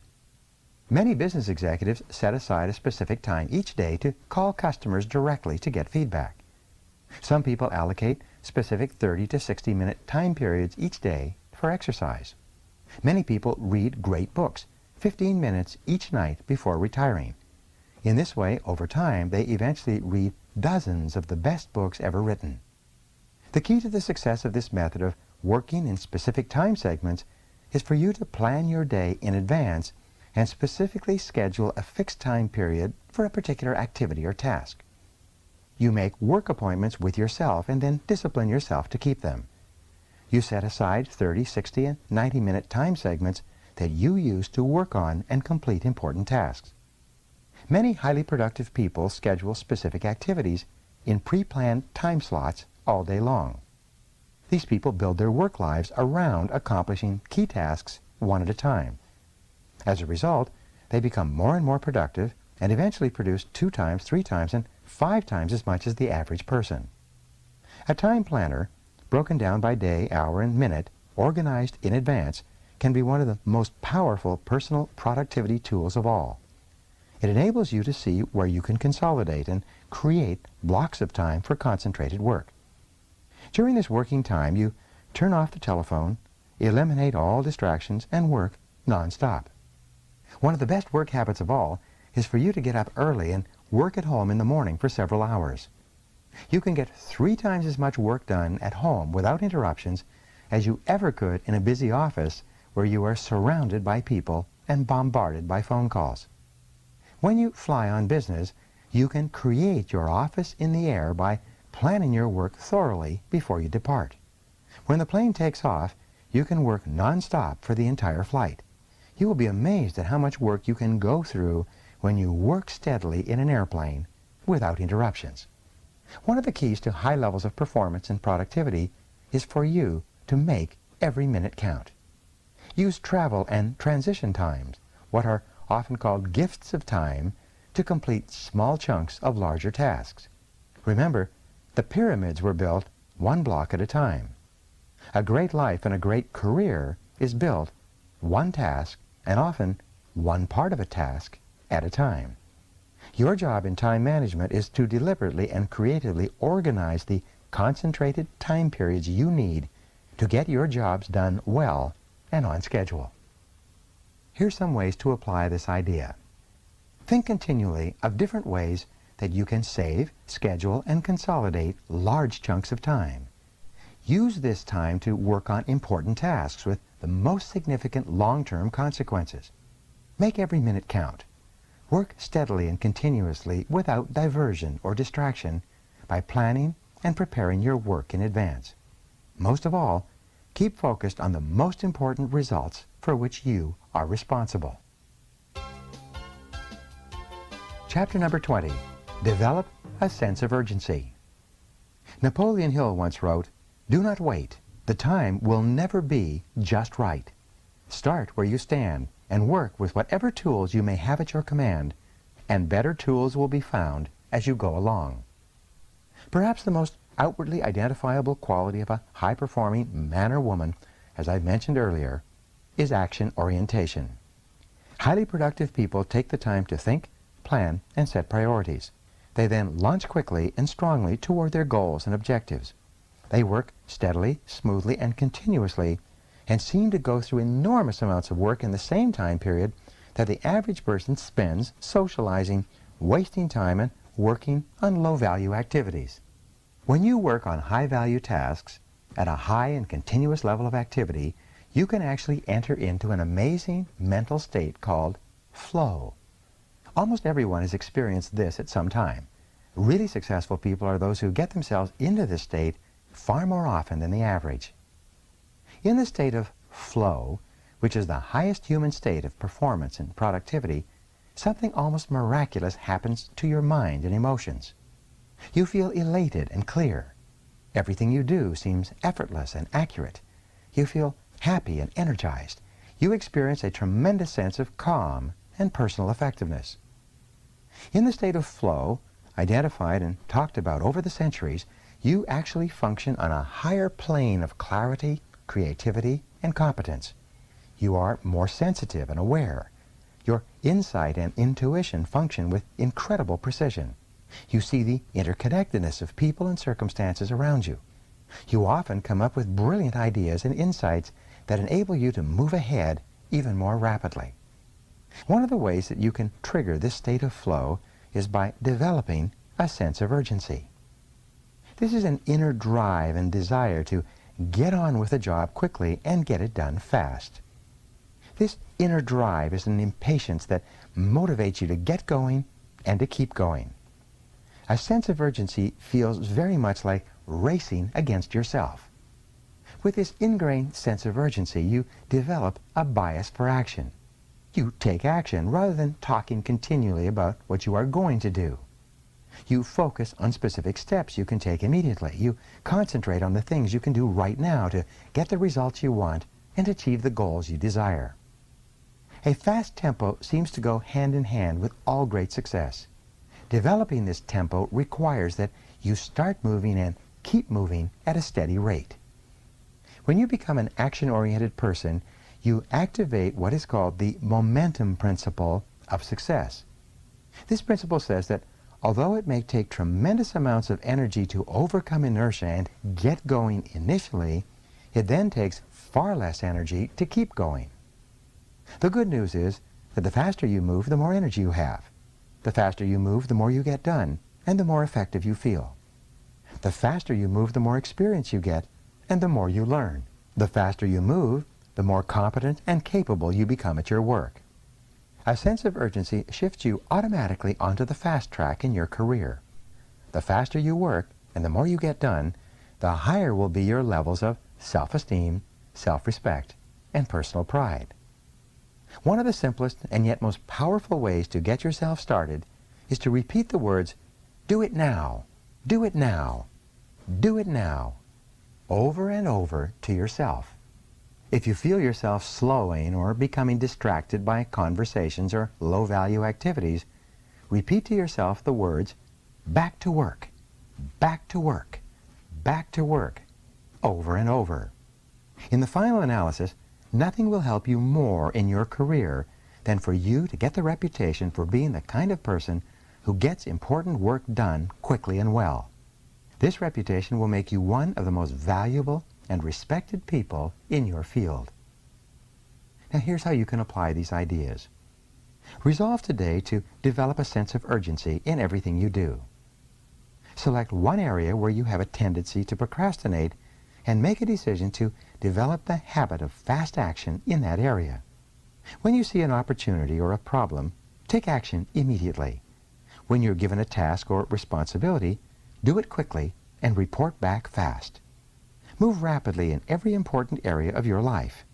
You will be amazed at how much better you feel and how much more you get done. Chapter 21, Single-Handle Every Task. James Allen once wrote, "And herein lies the secret of true power. Learn by constant practice how to husband your resources and concentrate them at any given moment upon a given point." Eat that frog.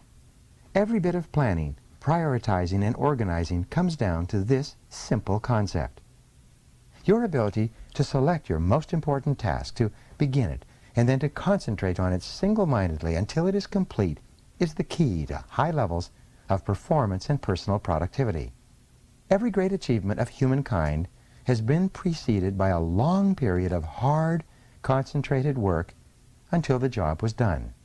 Single-handling requires that once you begin a task, you keep working at it without diversion or distraction until the job is 100% complete. You keep urging yourself onward by repeating the words "back to work" over and over whenever you're tempted to stop or do something else. By concentrating single-mindedly on your most important task, you can reduce the time required to complete it by 50% or more.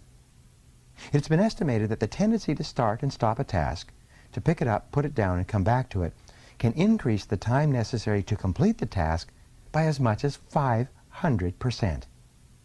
You see, each time you return to the task, you have to familiarize yourself with where you were when you stopped and what you still have to do. You have to overcome inertia and get yourself going again. You have to develop momentum and get into a productive work rhythm. But when you prepare thoroughly and then begin, refusing to stop or turn aside until the job is done, you develop energy, enthusiasm, and motivation. You get better and better and more productive. You work faster and more effectively. The truth is that once you've decided on your number one task, anything else that you do other than that is a relative waste of time. Any other activity is just not as valuable or as important as this job based on your own priorities. The more you discipline yourself to working non-stop on a single task, the more you move forward along the efficiency curve. That means you get more and more high-quality work done in less and less time. Each time you stop working, however, you break this cycle and move backward on the curve to where every part of the task is more difficult and time-consuming. Albert Hubbard defined self-discipline as the ability to make yourself do what you should do, when you should do it, whether you feel like it or not. In the final analysis, success in any area requires tons of discipline. Self-discipline, self-mastery, and self-control are the basic building blocks of character and high performance. Starting a high-priority task and persisting with that task until it is 100% complete is the true test of your character, your willpower, and your resolve. Persistence is actually self-discipline in action.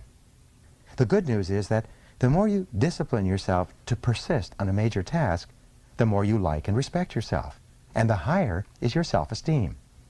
And the more you like and respect yourself, the easier it is for you to discipline yourself to persist even more.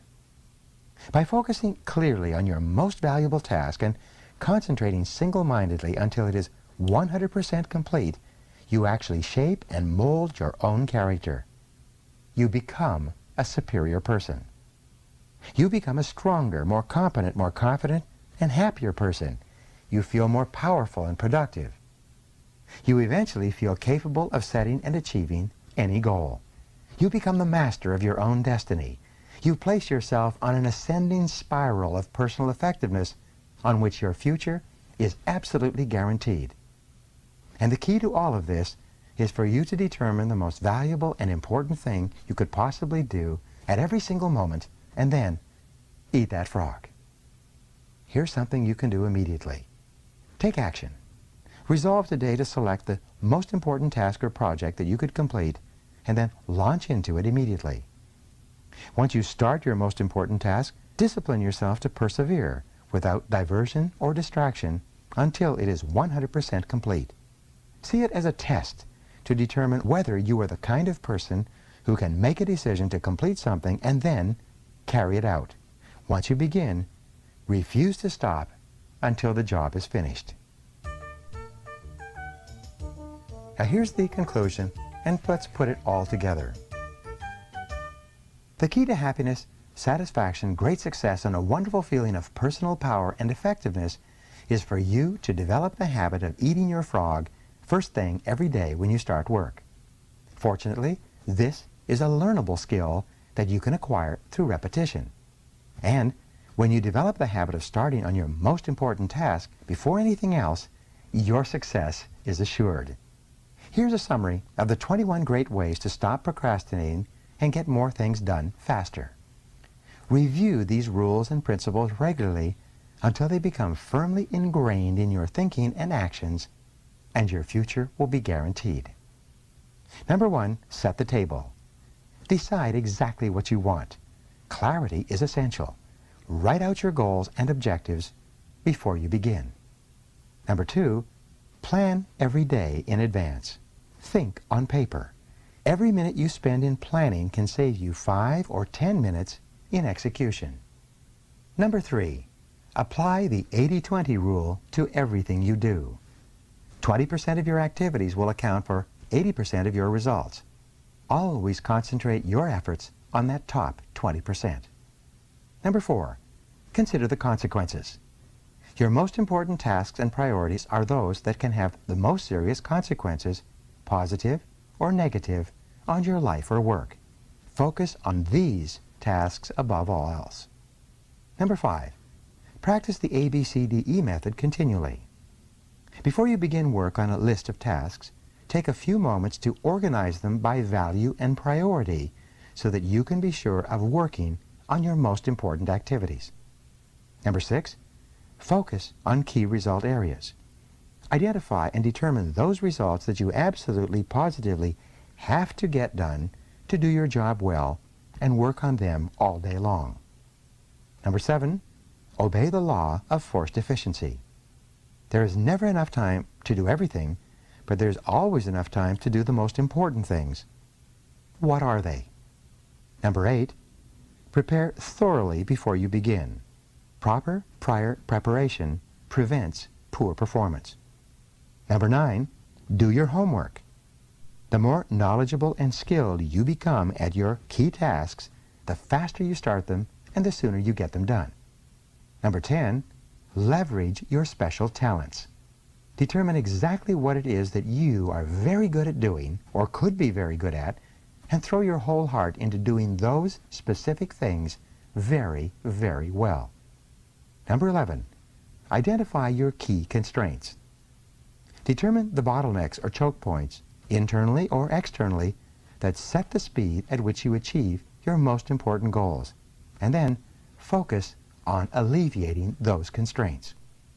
Number 12, take it one oil barrel at a time. You can accomplish the biggest and most complicated job if you just complete it one step at a time. Number 13, put the pressure on yourself. Imagine that you have to leave town for a month and work as if you had to get all your major tasks completed before you left. Number 14, maximize your personal powers. Identify your periods of highest mental and physical energy each day and structure your most important and demanding tasks around these times. Get lots of rest so you can perform at your best. Number 15, motivate yourself into action. Be your own cheerleader. Look for the good in every situation. Focus on the solution rather than the problem. Always be optimistic and constructive. Number 16, practice creative procrastination. Since you can't do everything, you must learn to deliberately put off those tasks that are of low value so that you have enough time to do the few things that really count. Number 17, do the most difficult task first. Begin each day with your most difficult task, the one task that can make the greatest contribution to yourself and your work, and resolve to stay at it until it's complete. Number 18, slice and dice the task. Break large, complex tasks down into bite-sized pieces and then just do one small part of the task to get started. Number 19, create large chunks of time. Organize your days around large blocks of time where you can concentrate for extended periods on your most important tasks. Number 20, develop a sense of urgency. Make a habit of moving fast on your key tasks. Become known as a person who does things quickly and well. And number 21, single-handle every task. Set clear priorities, start immediately on your most important task, and then work without stopping until the job is 100% complete. This is the real key to high performance and maximum personal productivity. Make a decision to practice these principles every day until they become second nature to you. With these habits of personal management as a permanent part of your personality, your future will be unlimited. Just do it. Eat that frog.